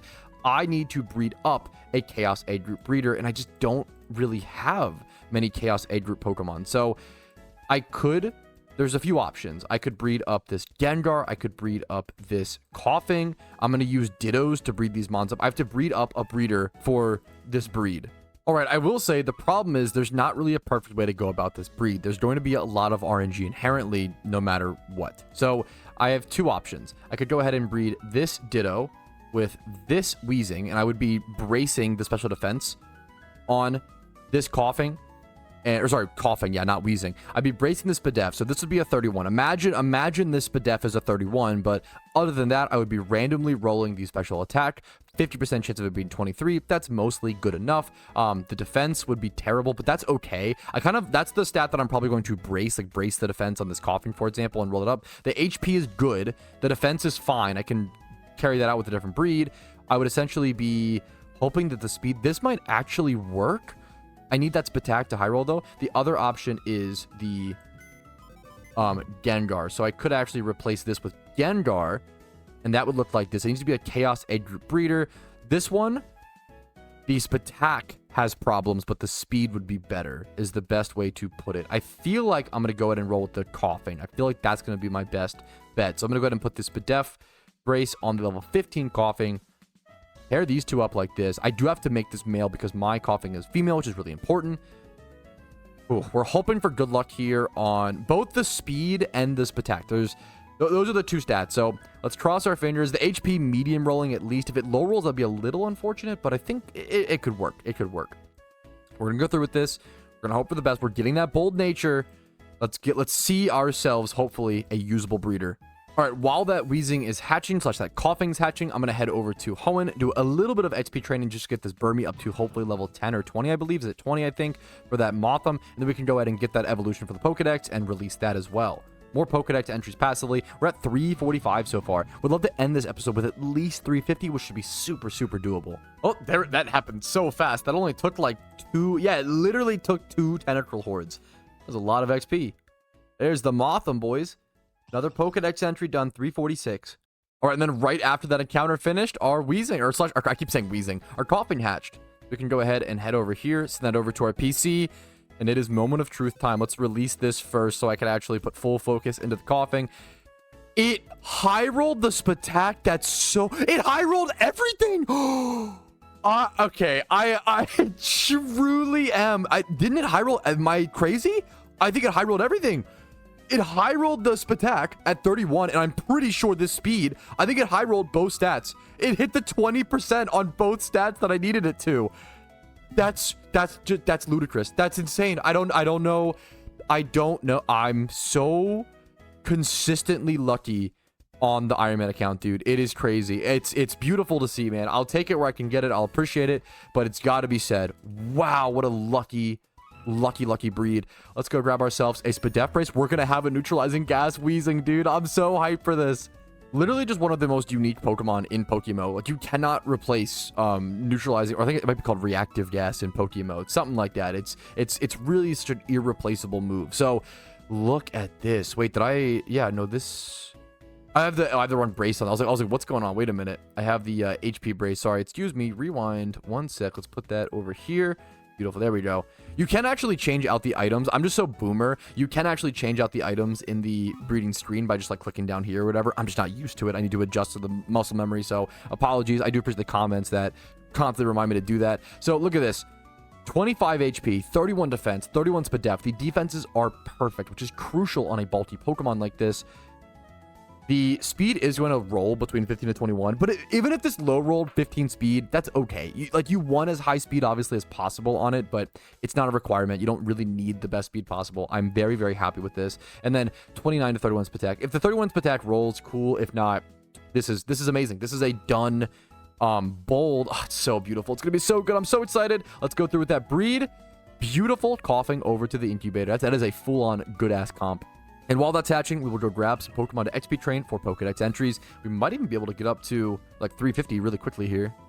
Actually, now that I have those Blaziken UTs made, I can go ahead and release this Torchic. There's no need to level up a Torchic like that if I'm just going to release it after, when I can go properly EV train and XP train these ones. I'm still going to get the Pokedex entry regardless, right? So let's not waste our time on that. For Turtwig, I don't see myself making a Torterra comp anytime soon, even though I do love Torterra. So you know what? Let's go XP train him. Should we do two? Let's do one Pokemon at a time. Give it more condensed or targeted XP.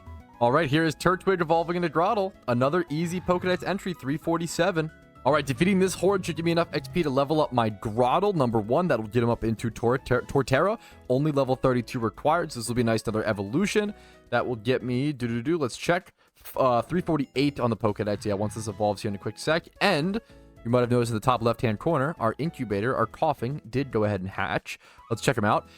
Bold nature we can check out while this evolution's happening. So nice multitasking. 26 HP, 31 defense, 31 spit def, 30 spit attack. The speed did low roll, but who cares? This is perfect. This is amazing. Very, very, very, very, very, very happy with this. I believe Weezing's, I have to check its actual base stats to figure out how I want to EV train this, but I'm pretty sure you end up going 252 HP, 252 defense, but I might want to double check. Also, here's our Torterra, and then there goes our Torterra. Rip. And here's our beautiful coughing. We're going to drag this over to the comps box for now, and we'll worry about EV training it later on. And that's probably it for me for tonight. I have about 2 more days after this to go for Entei, so I probably will buckle down and start going for that a bit more hardcore tomorrow morning. All right, it is a new day on the Iron Man. It is Wednesday. Tomorrow is Thursday. Right now, it's July 30th. Tomorrow is July 31st. These are the final 2 days I can hunt for Entei. This is my last chance, fellas. I've only done about 1,000, maybe 1,400 encounters for him total, but it's probably closer to like 1,200 maximum. I'm going to run back and forth. I'm going to pop my expert lures. I have my swarm Pokemon. I'm going to run back and forth. I'm going to be hard hunting for Entei today. There's actually a unknown catch event today in an hour and a half, and I think I might be skipping it to go for Entei. I'm undecided. I'm not sure. I might go, it's a tough decision. Do you really skip something like that for Entei, for like the chance for an extra 300 encounters? Probably not. I'm talking myself out of it logically. There's only 300 encounters if you hunt efficiently, but I'm going to try to hunt really efficiently today. Keep in mind, I'm starting at 8,450 encounters. The goal is at least 250 encounters an hour for the rest of stream until the catch event possibly. We'll see how it goes. So let's lock in, go for this Fire Doggo. He will be legendary when it comes to raids coming up in October. And if I don't get him now, he will come back in October. So I actually will have a small chance to get him in October before the Halloween event. However, you don't want to be spending your time right before the raids, right before the whole event, like going for a legendary. Like that would be a huge time sink when I could be preparing proper raid Pokemon, saving up Pokeyen, like doing many other things for other parts of the game. Okay, so right now I'm really weighing the options. It's actually like one of the toughest decisions I've made on the account so far. There's an unknown catch event that begins in 15 minutes. Do I want to spend the time for the chance at free RP or for the chance at an Entei? I really don't know. It's actually like so hard to decide. What I'm weighing is getting free RP prior to the upcoming event season is really crucial. Number 1, it's 1 hour of my time versus 300 encounters for Entei, right? Or I'm getting less than that. I'm doing terribly inefficient. You have to weigh in the fact that I will have an extra month to do the Entei hunt when it comes to October. I really don't want to be doing that. The other thing is Entei is decently replaceable. I would like to have one. It would make things a lot easier. Don't get me wrong. Why do you need Entei anyway? Great question. I need Entei for raids. It's a very powerful fire type attacker, and it's more importantly a physical fire type attacker, which is really nice. He's done a whole lot of those. There's a fair bit with like Blaziken and Darmanitan and Infernape that can go mixed, but it would be a nice free way to have a raid type attacker, and it does something very like Sacred Fire is a very, no one else gets that. Darman's nuts. I'm thinking Entei might be replaceable in the fire team is where I'm currently at. I have the Charizard. I have to get the ability patch, but I have the Charizard. I have Blaziken. I need to get a Darmanitan, but I do really want to get those. Are very fucking important. I need to get Infernape. Do I have enough fire raiders is the question I'm kind of asking myself. I have the Ninetales. I'm gonna go out check my boxes. I need to see like how many fire type raiders do I really have. I think I'm leaning towards doing the catch event, but it's really close. It's really, really close. I wouldn't want Torkoal and Ninetales on the same team. It's actually a really, really hard decision. You need Entei for my Twitch Gamba. Oh yeah, I have Typhlosion. That's another one. So okay, I have Typhlosion. I have Ninetales. I will get Darmanitan for sure. I have Blaziken. I have Charizard. That's 5. I might have enough. Slash can get like one more. It's really close. It's really close. Did you get a hidden ability Ninetales? One of my favorite. You know what? It's one of my favorite Pokemon that I own on the Iron Man. So let's go show it off really quick for stream. Not only did I get a hidden ability Ninetales, I think it was the luckiest breed on the entire account. It high rolled 2 stats to come out 3 times 31, I believe. If I remember, or it high rolled 2 stats for sure. 20 plus hit, 25 HP, 24 defense, 3 times 31, modest. I love this Ninetales. I got really, really lucky on this breed. Also, Chandelure. Yeah, that's 6. That's 6 Pokemon. That is 6. I also have Rotom Heat I could use in raids maybe, but unlikely. I might just be good for fire type raiders. I would still want to go for Entei where possible. You only need 1 on the entire account forever, right? I have Volcarona. I have Moltres. I forgot about that. Like, I might just be fine. I might just be good for so okay. I'm gonna go prep for the Unown event. It starts in 13 minutes or so. And we'll do the event. I've decided I'm gonna do the event. We're gonna see how it goes. It was a tough decision to make. Metagross Swarm Unova. Ooh, glad I got back in time for that. That's a very good swarm. That is super worth going to. I doubt that I have Beldum and stuff in my Pokedex. And even if I do or don't, the more Metagrosses, Beldums, whatever, the better.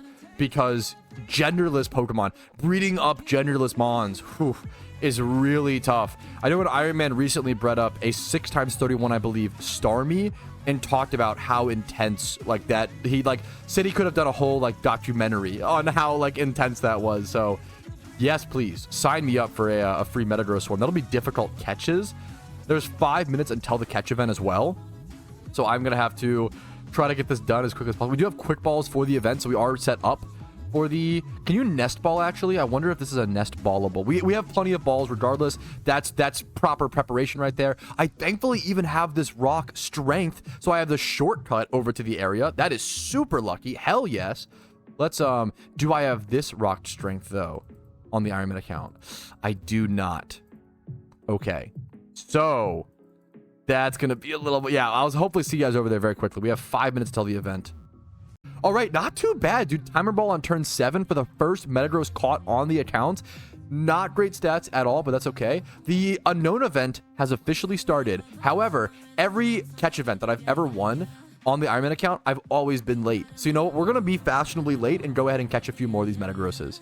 All right, here's our third Metagross catch. 31 speed def, 20 plus attack, and then 20 plus speed. And the defense is like high rollable. That's definitely our best catch. Our best catch so far.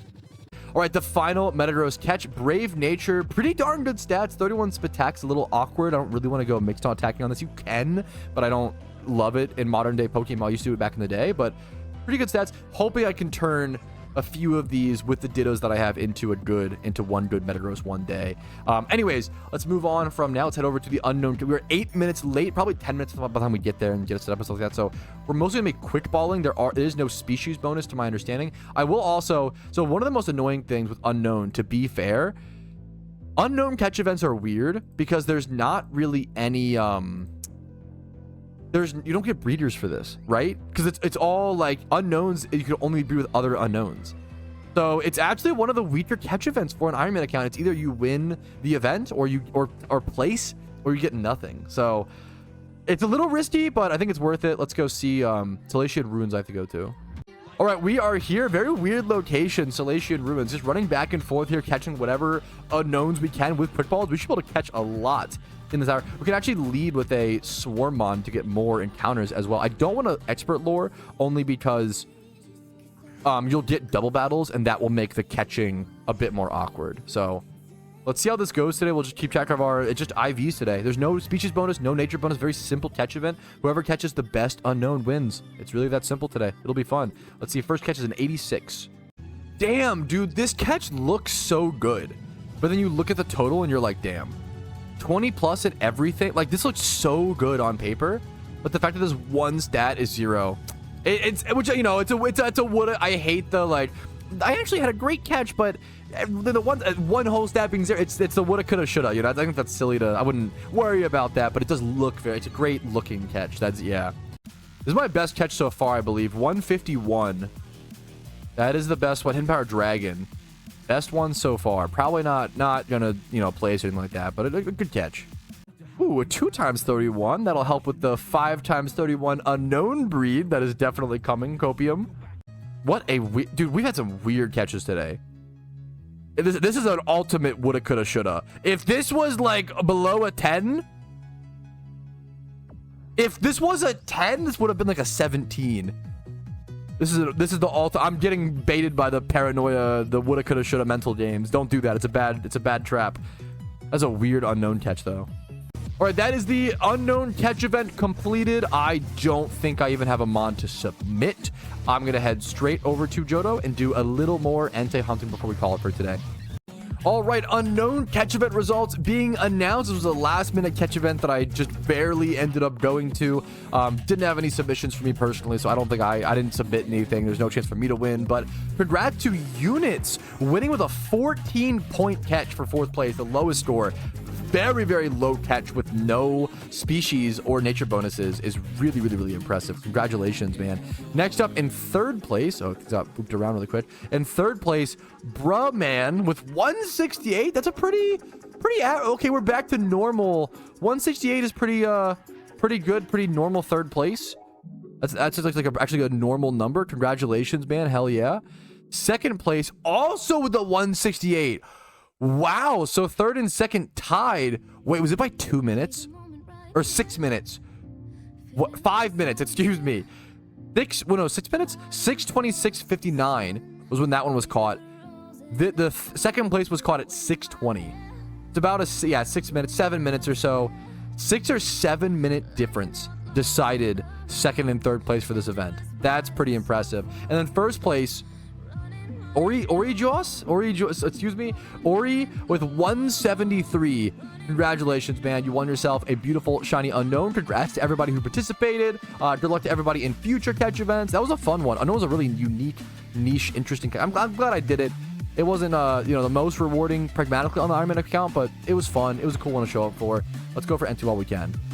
All right, it is currently 10 p.m. on Wednesday of the week as I'm recording this. I've honestly had a very long, stressful, and weird day. Just one of those days. Things didn't line up. That's okay. It is what it is. We're going to sit here. We're going to relax. We're going to pop our expert lures. We're going to run back and forth. We are starting on 8,968 encounters, and we're just going to go for the Entei and hope for the best chance. And we'll probably be doing the same thing for tomorrow, but probably in a much better mood. So let's just crank some encounters and see how close we can get, make some good progress.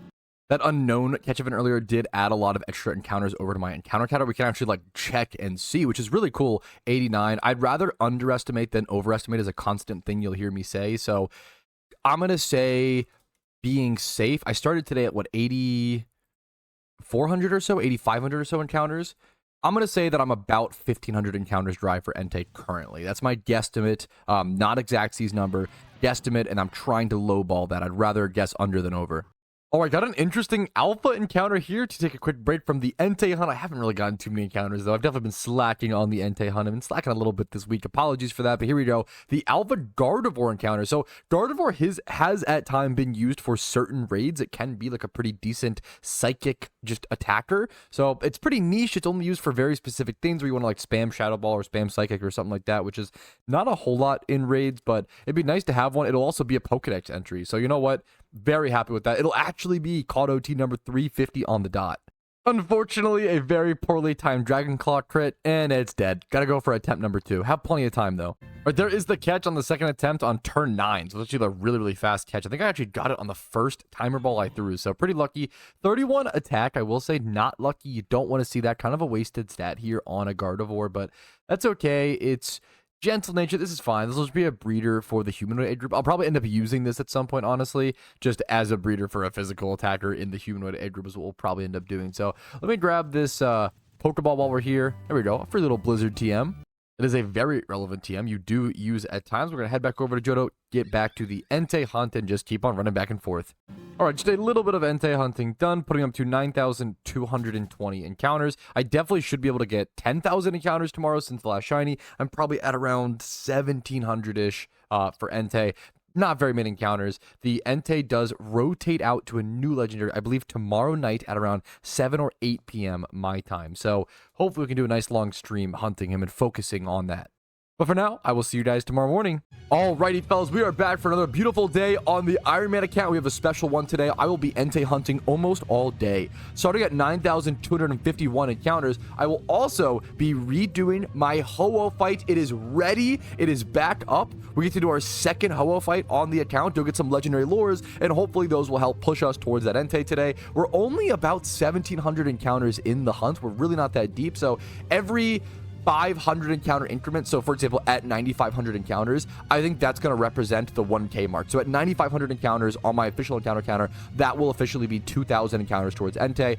My goal is to get at least 3,000 encounters towards Entei. I should be able to do that pretty easily today. I'd love to even push towards, I don't know if 5k is possible. I kind of doubt it, but we'll do the best we can today. We'll do the best we can, at least going for 3,000 encounters. Let's go ahead and get started and walk our way up to the top of Bell Tower and go towards the Ho-Oh refight.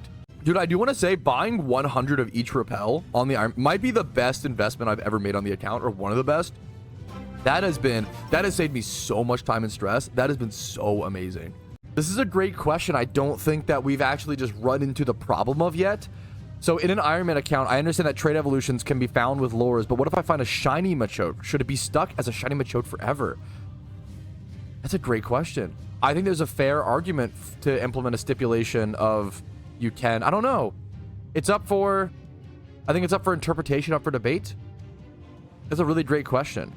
I think it really, really depends, I guess. I don't know. It's a great question. I can see it going either way. I'm glad we're still learning about rules and stipulations and what works and what doesn't on the Iron Man account is so sick, dude. That's a great question. I'd have to think about it more. I would almost be okay with, I think allowing trade evos for shinies makes sense in my personal views, but obviously if someone disagreed, that's the beauty of Iron Man right now, is it's all to our own restrictions. Great question. All right, let's go ahead and jump into this Ho-Oh fight, though. I think I have the strategy up. I'm hoping that I don't fail this time the same way I did last time. I'm hoping that I get better and better at this and more consistent. Eventually, I might even be able to just do it based off of memory. Now that I have the Pokemon created, it should be really, really consistent.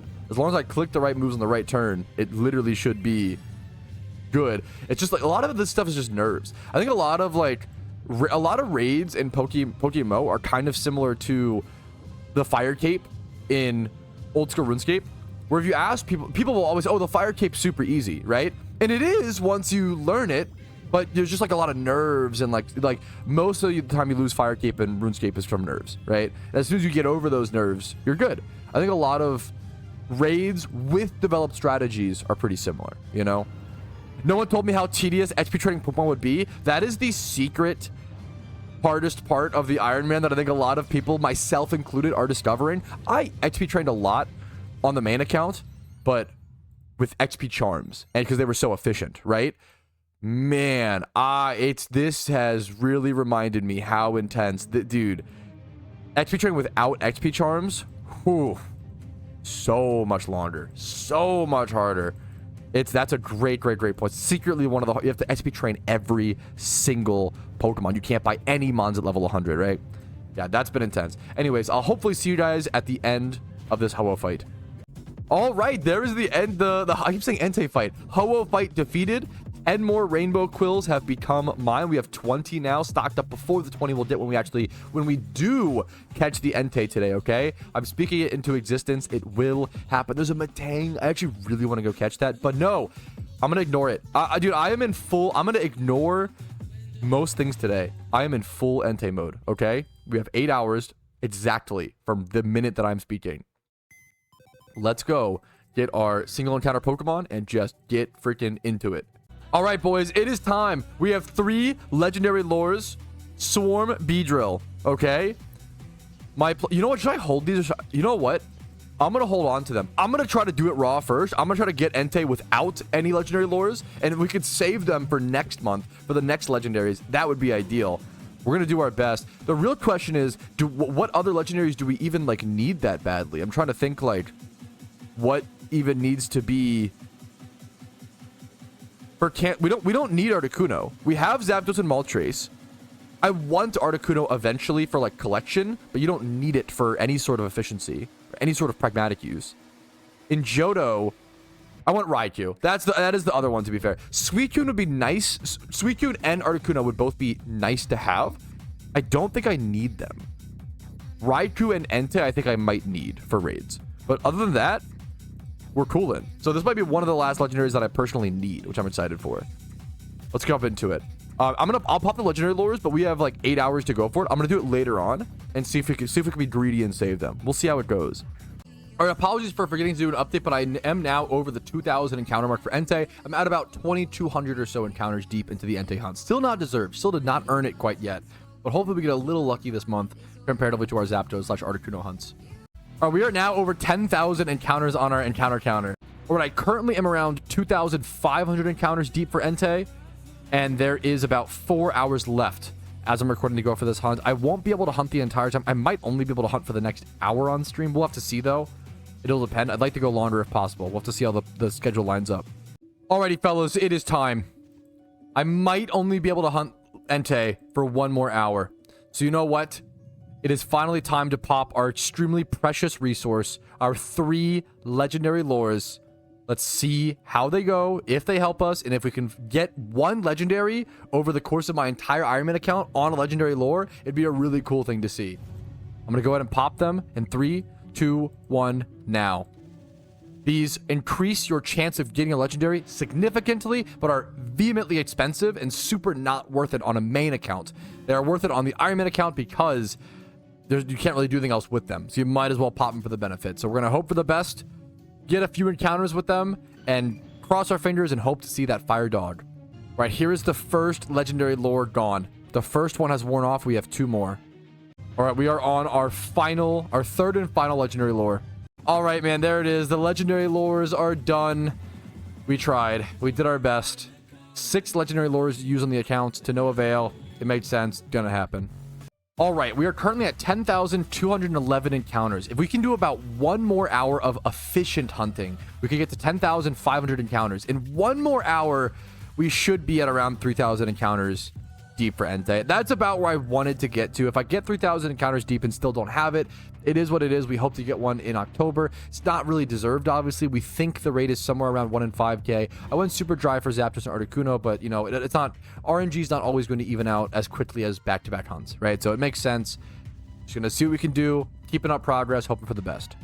All right, 10,498 encounters. We are 2 away from being 3,000 encounters deep. Double Quilava's back-to-back. We are 1 encounter away from being 3,000 encounters deep into Entei. It's not that crazy into the hunt, right? I didn't have that much time to go for Entei this month. I had a lot of other things to focus on. I still had to go for Zapdos towards the beginning of the month. It's because we're still in that same month that I got Zapdos. But there it is, 10,500 encounters. The legendaries rotate in about 2 hours and 12 minutes. But unfortunately, I don't have a whole lot of time left IRL to work on this hunt. So it's where I'm going to have to call it for the time being, fellas. I think that's pretty much no Entei this month. I'm gonna have to hopefully go for it in October when it comes back around. But thankfully, I don't think I'll have to spend too much time legendary hunting next month. Next month is going to be Suicune and Moltres. And I could go for Suicune for fun, but I don't really have to. So there's a lot of other, so I kind of open up the ability of how I'm able to, what I'm able to do, what games to play, or what things I can do in game, what grinds to do, what breeds, etc., etc. So I'm excited. I'm looking forward to that. We actually won't be in legendary jail for about a solid month. So I'm looking forward to that for sure. But for now, I'll see you guys later. Alrighty, we are much later into that evening now. We failed to get our Entei, but that's okay. That's how PokeMMO goes. That's how the dice roll. I've been very lucky on this account for the most part. Not going to dwell on it, right? I do want to show you guys, you can actually tell where the legendary has rotated because you can go over to the one you were hunting, Entei, go to wild locations and see no wild locations found. And then I can head over to Suicune and see that there is one available in the wild. So it's a good little quick way to check in your Pokedex, what's happening with legendary encounters. And there was also a mini update. It was mostly bug fixes. They've been doing a lot of bug fixes, and that usually happens after big updates like the incubator stuff in PokeMMO. But there was a little update, which there was a bunch of bug fix stuff, and there's also a massive quality of life one. And this was really, really cool in my opinion. They made it so you can actually fill all of your eggs, or fill all of your incubators with eggs in one click, and then remove all in one click. That is really nice, as opposed to having to go through and individually click each one. And that, in my opinion, is a fantastic quality of life for this very, very powerful mechanic. Now, we do have a lot of box sorting to get to, but to be totally honest with you guys, I don't want to worry about it quite yet. In fact, I want to actually have something very, very chill to do, because I'm actually, to be honest with you, watching a movie right now. So sometimes when you're playing Pokemon, you're watching a movie, you're doing something else, you want to look for an activity that you can do that draws just enough of your attention to make some progress and do things, but not draw too much away from the other activity. I'm sure a lot of you guys do the exact same thing, and maybe you're even playing Pokemon while watching this video. In fact, I bet that's a very, very high likelihood, which is something I super understand, because I also like to play games in a very, very similar way. But let's jump into what I am actually doing. I'm going to EV train and eventually maybe XP train a bunch of these different synchronized Abras and Kadabras. Obviously, I have a bunch of these prepared, a bunch of these I caught. I put a lot of effort into actually having the full collection of every single ability, or sorry, nature, every single nature of all the different synchronized Abras I might need. I'm going to go ahead and grab some of the more relevant ones, or really just all of them. This one's naive. That one might actually be pretty relevant in the future. Naughty's pretty rare to need. Impish, I actually could definitely need. Impish, Careful, we'll grab all those. And we're going to go speed, EV train these. I'm going to put my XP Reamplifier on. I have my Sweet Scent and Surf Pikachu. I could only do this because my Fly Ocarina, which we won from that catch event, which is amazing. I'm going to head over to the west of Lily Cove City and do my XP training here. I'm specifically XP training here at Linoon because they're lower level than the Rapidash, and if I happen to encounter a shiny, which, I mean, I'm over 10,000 encounters now, not deserving of a shiny, but getting up there in encounters is something to consider. I also have 9,000 encounters that aren't factored in, obviously, from the previous encounter counter prior to the official encounter counter update. Keep that in mind. So I'm actually at 20,000 encounters since my last shiny. Still not a deserved number, don't get me wrong, but this account's been very lucky, so we're gonna see what happens. I'm gonna go ahead and do my Sweet Sense, do some EV training here, and just EV train as many Abras as possible and get 252 speed in everything, and that makes them a lot easier to use. You can't really utilize synchronized Mons if they can't enter the battle and then run away effectively, and the higher your Pokemon's speed, the greater your chance to escape a fight. So I will see you guys after a bunch of EV training and try to keep track of how many Abras I end up EV training. All right, finished the last half hour of that movie, and I do have more Kadabras EV train, so I was able to EV train 5 so far. I think I'm going to go ahead and just have a much more chill night. It's 1 a.m., so it's pretty late as I'm recording. Don't want to do anything too extravagant, but can still always make progress. Something I always say that I love about MMOs is playing the game dependent on your current energy level and like what's happening in your life. It's 1 a.m. for me. I want to relax. I want to watch movies. I want to chill out before bed. Kind of having a very long night sort of situation, and I'm vibing to it. I'm vibing to the world's asleep, everybody's resting, and I'm just sitting here chilling, making a little bit of progress and relaxing to myself after a very social week. So you know what, let's just keep EV training, keep doing the same thing. 252 speed EVs on the rest of these Abras. I think that might actually be like the final speed EVs I might need. Some of them might have been a little wonky. I need to actually double check. I think some of them I might have Spadef EV trained because I like XP trained them prior to EV training them in speed, if that makes sense. So I might need to go back and fix some of them, but there still should be plenty of open EVs to where that should be totally okay. I won't have to like de-EV anything. Alright, and the horde I just cleared got me up to 2v2 speed EVs on 5 more Kadabras. So that is 10 Pokemon all speed EV trained tonight. Also did about 300 encounters, it looks like, over on the encounter counter. I'm going to go prep for a little bit more kind of AFK chill grinding. Going to do a little bit of XP grinding, but for Pokedex entries specifically, now that the Entei has rotated, I think my main focus does go towards a little bit more cleanup stuff and other grindy areas. I do need to actually go start farming amulet coins, I think, tomorrow. That will probably be a must since I'm super, super low on amulet coins, down to like 4 or so. Doing my gym rerun, maybe even weaving into trainer reruns at some point with a cloister might come up on the menu, but for now, let's just go grab whatever Pokemon we need. We're going to head over to a little bit of XP training. We have these Pokemon down here that need to be XP trained, like this Pupitar, this Snover, and this Grovyle. And this Slakoth too, why not? I could actually go catch the evolution of this mod at some point, so I'm not in a rush to go evolve my Volibee into a Mandibuzz, but we might do that as well. We're going to head over to Tentacruels in Hoenn for all the XP training, of course. Alrighty, for reference, we are starting this super late night little bit of XP training for Pokedex Progress at 350 clean caught OT Pokemon and at 10,800 encounters. Let's jump into it. Alright, I didn't show my Vigoroth or my Abomasnow evolution, but this one feels like a pretty cool one. This is Tyranitar logged for the first time in the Pokedex, up to 353. Like I said, I did also get a Vigoroth and then my Abomasnow evolved, and those are both in my PC right now. I'm going to go throw this in my PC as well. Whenever mons like this evolve, you always want to toss them in your PC, obviously, because otherwise when you have your re-amplifier on, you'll be wasting experience on them. I am going to throw a Piplup, not Prinplup, Piplup into the mix as well, since I have one over in my rare box. I don't have Prinplup or Empoleon, and I don't see myself EV training or SP training those Pokemon anytime soon, so that'll be another mon to go ahead and level up. I doubt I have a did I catch a, yeah, I was gonna say like a Swarm Cradilly and then breed it down. That makes sense. All right, and after a bit more XP training, we have our encounter counter over 11,000. Our Volipede is going to level up here in a quick sec. This should give us a Mandibuzz, and that's going to give us a new Pokedex entry as well.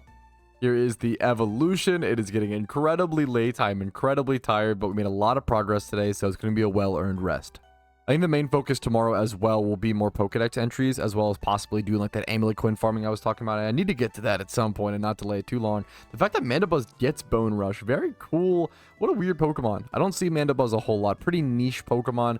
Sometimes is used on certain OU teams, but it's pretty rare. It's a very, very specific Pokemon, being a dark flying type. It's one of those mons that has a lot of immunities, being immune to Psychic and Ground types. That double immunity is pretty interesting. And then it's just a weird tanky bird, you know. So I don't know, just keep Mandibuzz in mind. It's one of those mons I always forget about. Let's go check our boxes. There are a few things there, but first things first, our Pokedex. We did go from 350 to 358, so 8 Pokedex entries in, I don't know how long it took, but I'm pretty happy with that. Now, in terms of the PC, we do need to release a few Pokemon. First things first, I'm going to release these 3 Pokemon right here, Mandibuzz, Tyranitar, and Abomasnow. I thought about not releasing the Tyranitar, but I do think that Larvitar and Pupitar are easy enough to recatch that it's worth to go ahead and release that for the space. It's tempting to keep the T-Tar, obviously a very powerful Pokemon, but I just can't warrant the PC space, and it's not quite worth it enough, unfortunately. I am, however, keeping, at least for now, the Slacking, Sceptile, and Empoleon just to be rare breeders for my little, my little rare egg shunt on the Iron Man, and so I can kind of afford the space.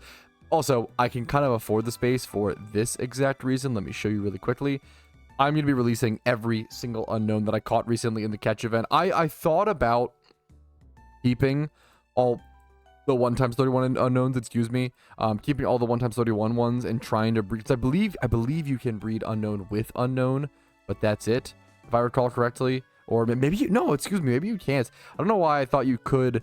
I thought it was a genderless Pokemon, but no, Unown is a very special mon. It just can't breed like at all, essentially. So yeah, these are all going to get released. Even if there's one in here that has usable stats, it's Unown, dude. It's not, it's not doing anything. As much as I love meme Pokemon and I love joke comps and bad comps and yada, yada, yada, I'm going to keep those to the main account. On the Iron Man account, we can just release these. So kind of a weird catch event. Looking back, I almost regret doing it. I want to say like my time probably would have been better spent towards Entei, but I don't know. It's one of those woulda, coulda, shoulda moments. Doing catch events always super good on the Iron Man account, so don't feel too bad about it. I'm double checking. We made to move our new rare spawns over there.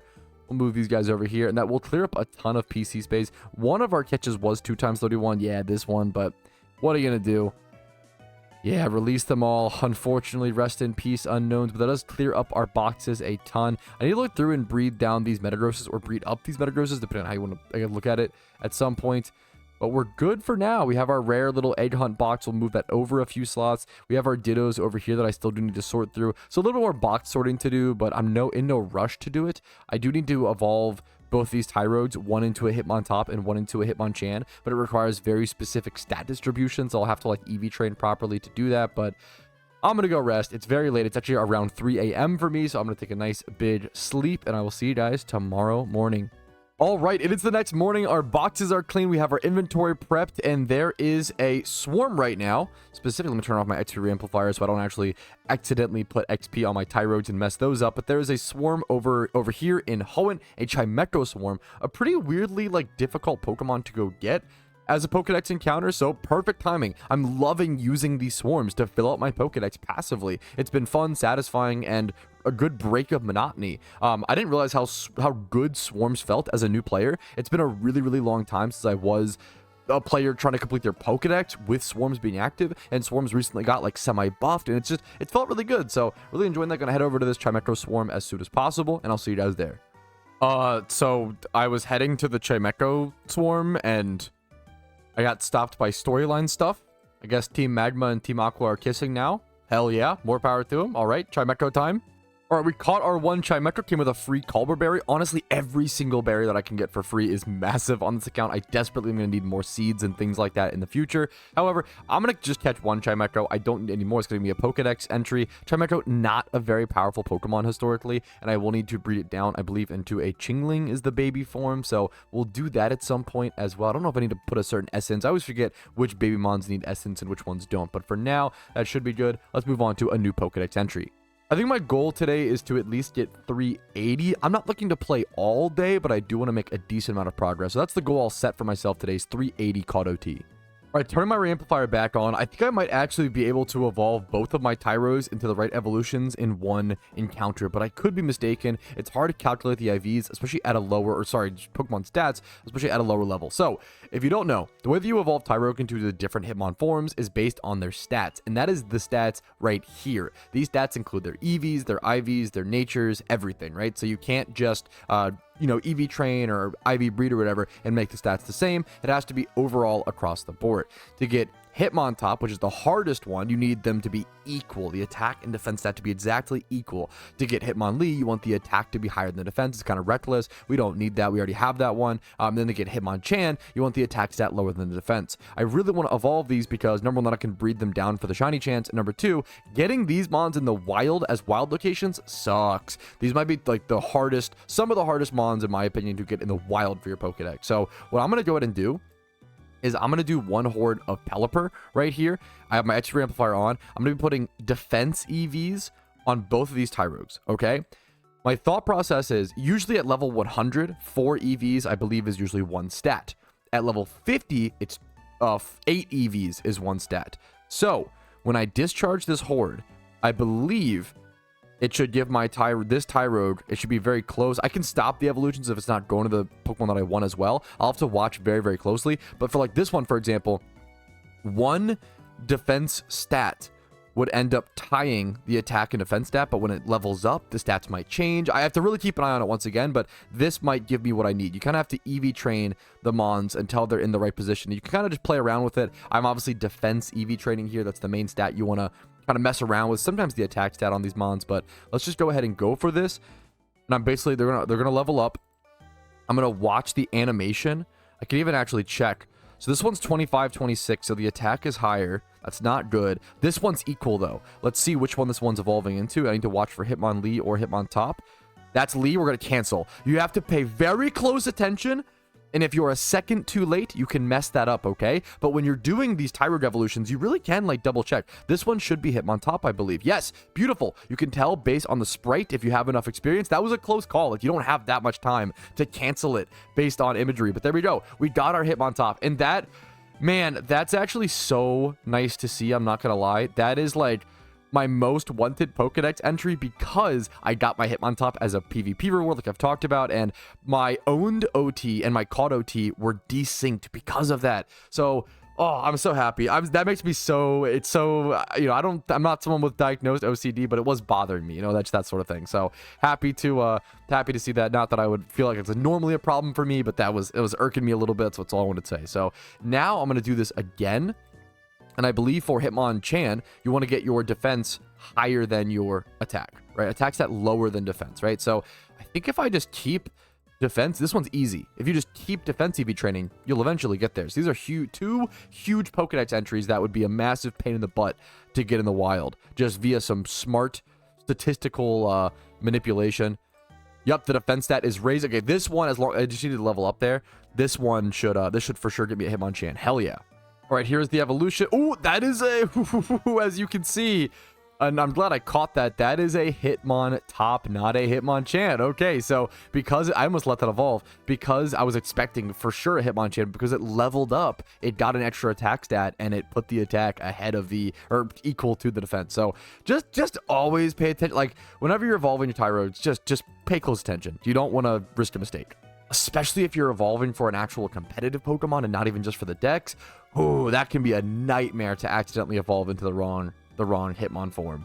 All right, let's check this again. We can double check the stats over in the stats page. The defense should be higher. 29 versus 28. This should be a Hitmonchan.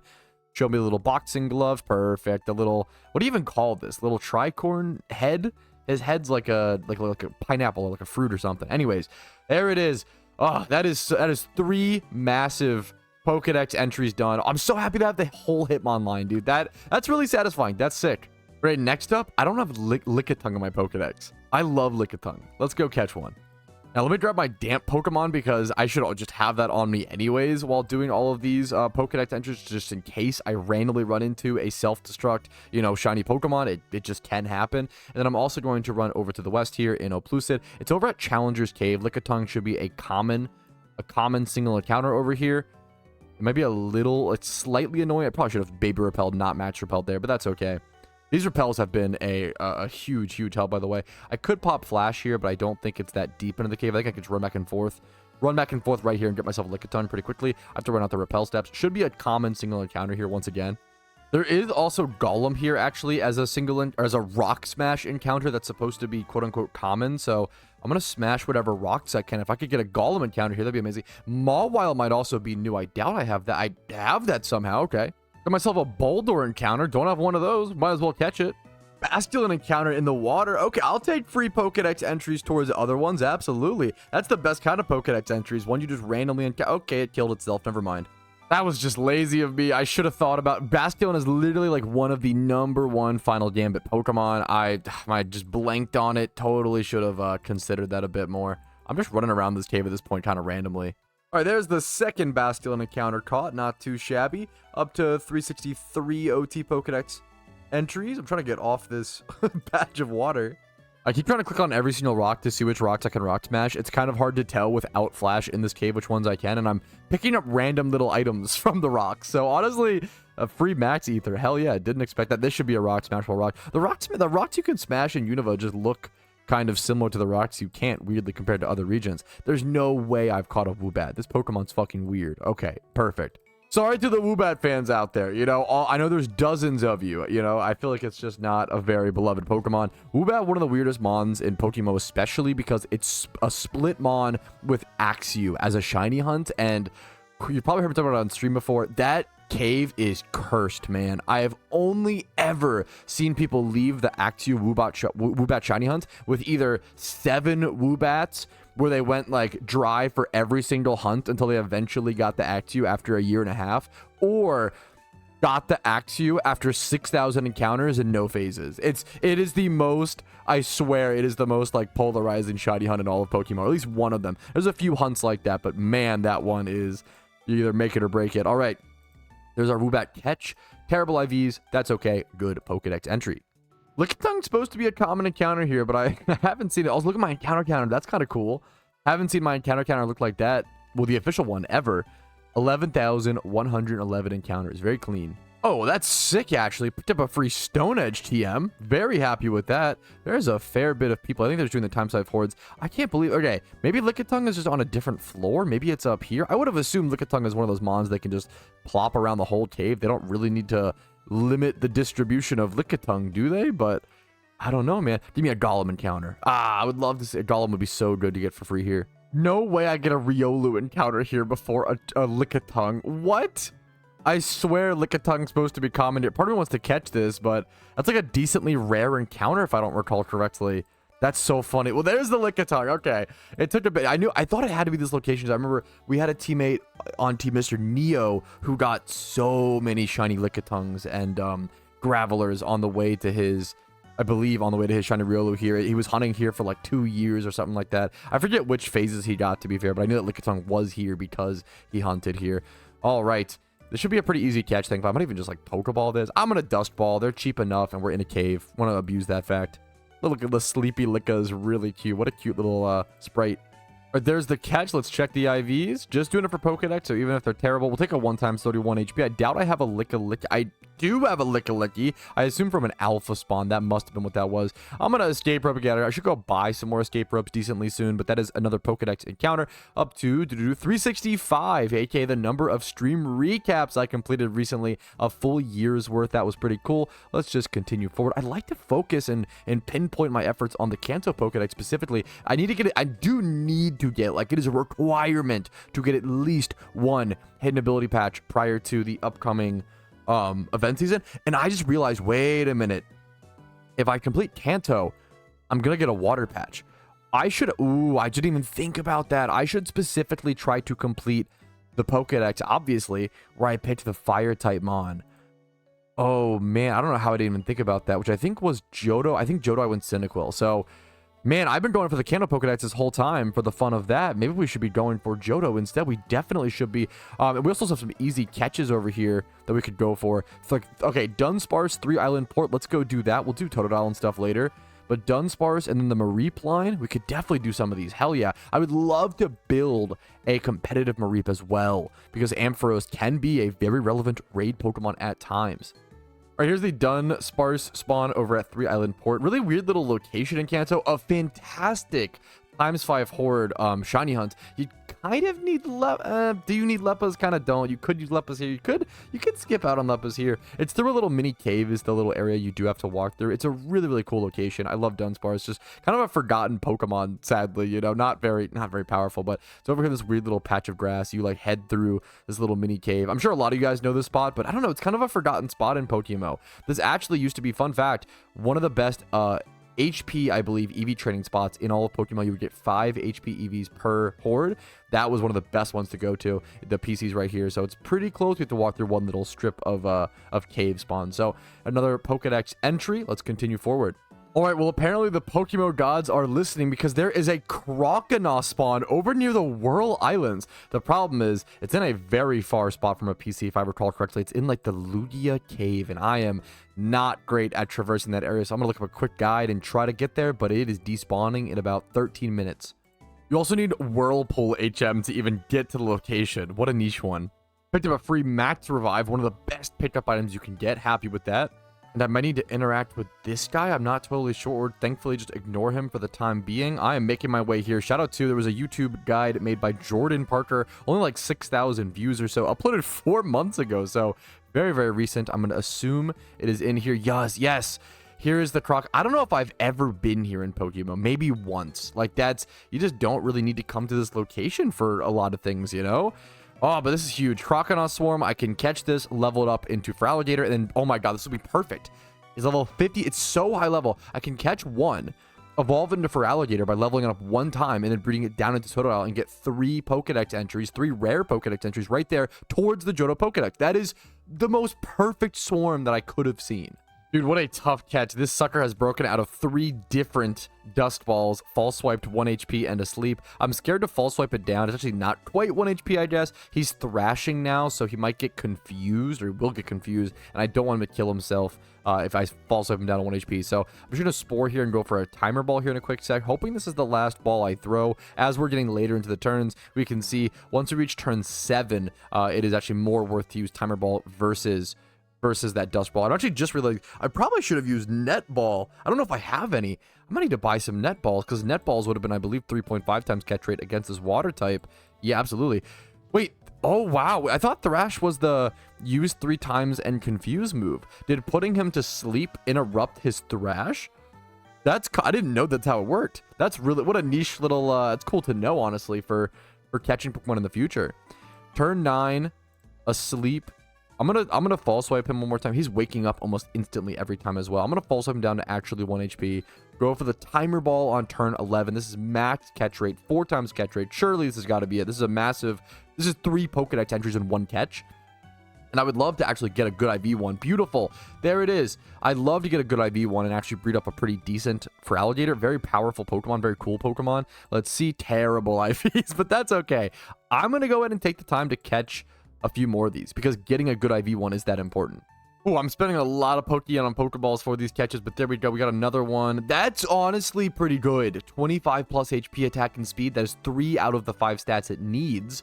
That's a great catch. I honestly, was that male or I didn't see if it was male or female, I forgot, but that's a start to a breed, worst case scenario. I'd love to catch these other 2 as well. I bet this despawns in like a few minutes. It's probably almost gone. All right, the netball strat was a massively positive change. That helped the catch so much. I caught this one way faster. Not really good IVs. Hopefully that will allow me to catch the 4th one. This swarm seriously is like 2 minutes away, if not less, from despawning. We did get all 4 catches. Nice. I guess this one could technically still die. Right, here's the final Croconaw catch. We see Jolly Nature, which is a good nature, but the IVs are all... That's okay. We got one with like some groundable IVs. It's IVs that we can kind of work with to breed it up. So I'm happy with that. We're going to go ahead and stop there. I'm going to go ahead and just escape rope out of here again. I'm going to go buy some escape ropes right now before I forget, because I've been using them, bro. I've been using escape ropes. They're very, very powerful. Always make sure to stock up and don't regret that, you know. I'm going to buy like probably a fair bit. You can buy a lot of escape ropes and never, like, how much would 96 cost? That's probably too much. Let's just go with, I think having 20 is plenty for the time being. 12 can escape ropes. All right, next up, we still need the Ampharos, Flaffy, and Mareep line. I think my best odds is to go get myself a Flaffy over at, like, Route 42 in Johto. Actually, what's the level needed for... Go double check that really quick. I want to get a higher level one if possible. How do you evolve this into Ampharos? Level 30. So, yeah, let's go to, yep, Route 43 in Johto, which I believe is going to be above, above Mahogany Town towards the Lake of Rage. We're going to go to Route 43 in Johto, catch ourselves a Flaffy. We can evolve it into an Ampharos and then breed it down into a Mareep and just get all 3 of those in like 1 catch. I love those, getting 1 catch and just getting all 3 different Pokedex entries. I think it should be right here. We could get Girafarig. I doubt I have a Girafarig catch. It's possible. Get rid of the Max Repel. Pretty common chance for Flaffy here, I believe. There is Girafarig, which I do have. I don't remember catching that, but sure. Okay, for some reason, all I'm seeing is, like, ferrets. I can actually just go ahead and do a Sweet Scent and have a really high chance of getting a Flaffy here, if I recall. It should be 50-50 with Flaffy and Girafarig, so it'll be a bit slower. Like, I should be able to just get a Flaffy single encounter, but I might just go for a Horde and then just kill all the Flaffies until 1 remains, and then just catch that one. These are lower level as well. Am I in the wrong spot? Why are these lower level than I would expect? So, Flaffy... Grass, Johto, uncommon. Is this like considered dark grass or is it a different grass location? Honestly surprised. Okay, no, I think I was expecting. No, this is the right level. No, yeah, 20. I think I misremembered level 40 or something like that. But no, level 26, 28. That actually makes sense. Okay, we're in the right spot. Let me just go for my hordes. That should be a 50-50 spot. Still no single encounter Flaffy. So still no Flaffy horde. Come on. That's also my last sweet set without having to go heal. Flaffy is hiding from me for some reason, bro. Wait, for reference, this is a 50-50 split between Girafarig and Flaffy. I've done 5 hordes in total, and I've not seen a single Flaffy. That's really, really, really rare. I don't think it's like a time zone-based thing. I was checking the Pokedex. There it is. Okay.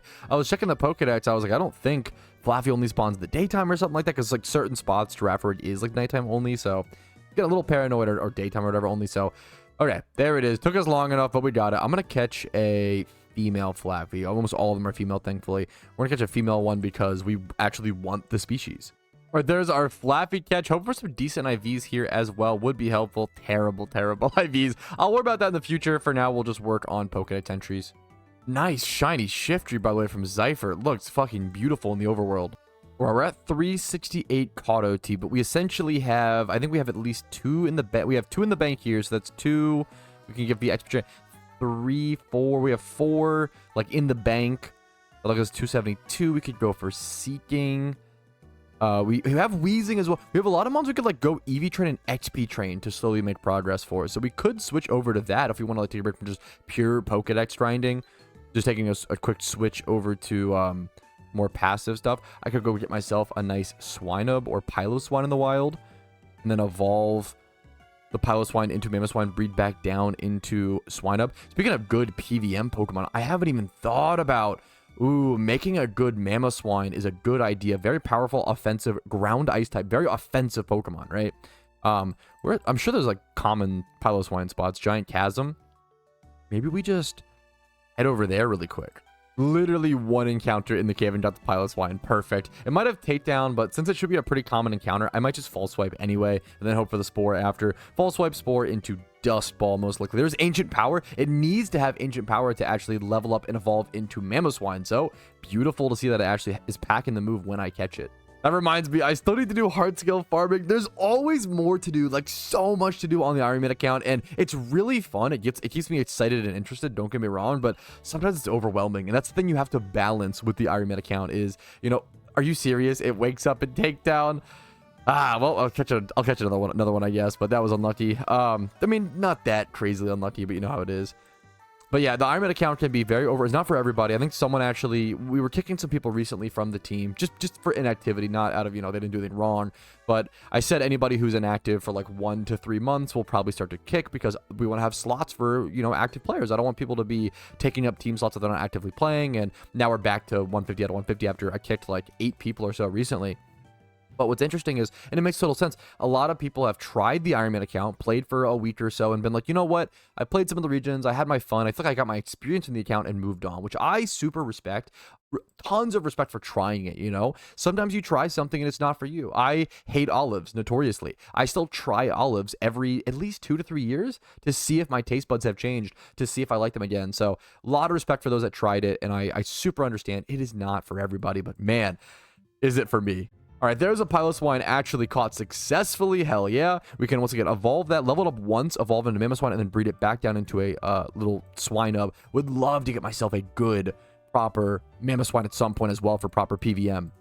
All right, next up, going for a Pokemon that I just find hilarious that I don't have, which is actually Seeking. And fun fact, this used to be right here, this little pond in the backyard of a house in Fuchsia City used to be the best, or one of the best ways to attack EV Train in PokeMMO. You would sit here and you would kill single encounter Seekings and Gyarados and whatever spawns here for the most part, and you would gain a few attack EVs each single encounter way before Hordes ever existed. I remember attack EV training here in the past, and it sucked because you had to fish for all of your encounters, which is even slower when EV trading. So we're gonna go ahead and False Swipe Spore. I don't even know if I need it. It's probably a pretty easy catch. I'm probably being too generous by saying I need to Spore it, but why not? We'll False Swipe Spore Pokeball. Should be an easy catch. That'll bring us up to 370 exactly caught OT. And then I believe I should have effectively 6 different OTs banked in my PC via XP training, and that's just Pokedex ones. I think I will actually have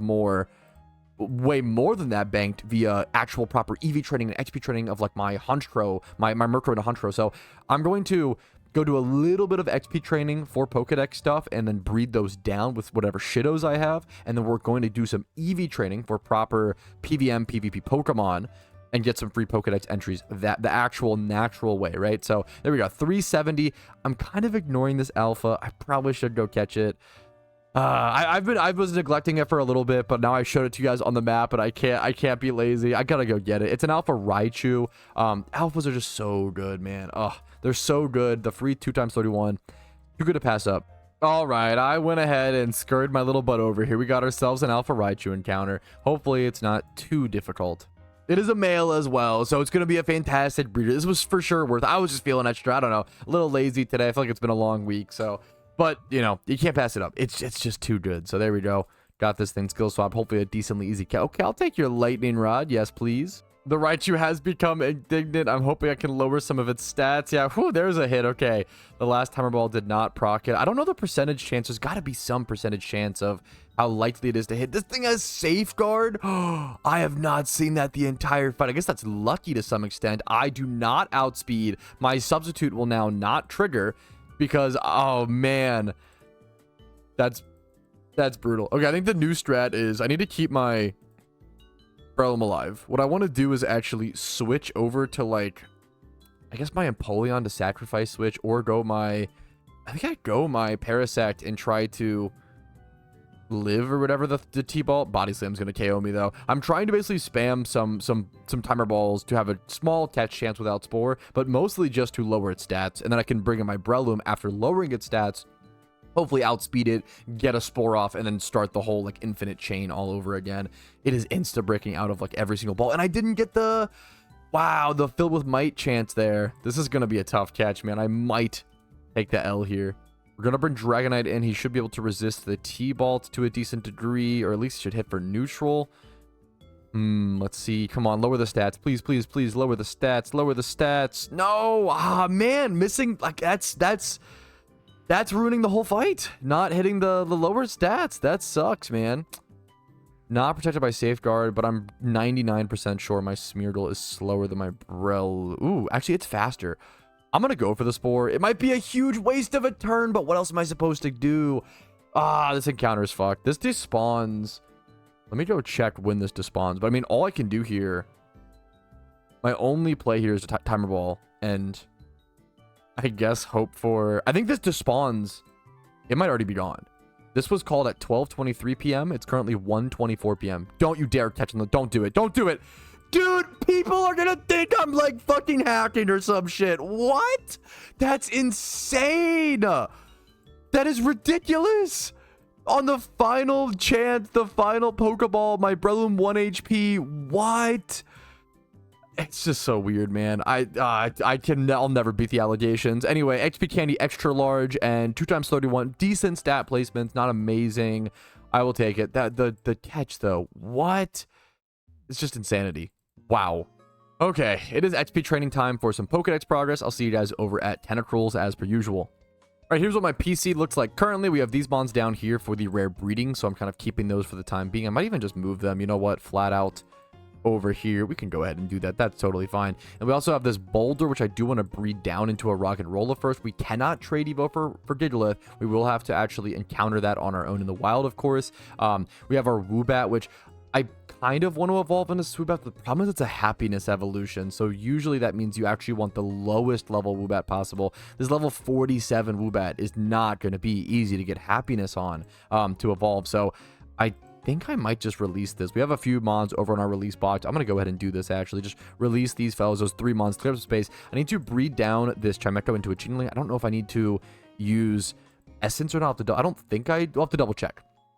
To double check with that. So I need to breed this down, need to breed this down. These are being kept over here for those reasons. And then we have these 3 Pokemon that need XP trained. We have our Crocodile, which needs to be evolved into a for alligator. We have our Piloswine, needs to be evolved into Mamoswine, and both those need to be bred down afterwards. And then all 3 of these mons doing the same exact thing. We're leveling them up, evolving them, and then breeding them all back down to their prevos to get a bunch of entries. So we should be able to we're at 370. The goal is 380 today. It's taken longer than I expected. It's been like 2 hours, I think, if not longer, but I've also been doing a lot of thumbnails and other projects, you know, in between, so it's hard to calculate all the time. So let's just jump into a little bit of XP training, and I'll see you guys with more Pokedex entries here, hopefully very, very soon. All right, I don't know how it lined up so damn perfectly, but I actually should be getting all 3 evolutions on all 3 of my Pokemon on this horde. I definitely would have thought that XP was a little more split, or like, I don't know, like my Piloswine's level 49, my Crocodile's level 56, and my Flapjew's level 25.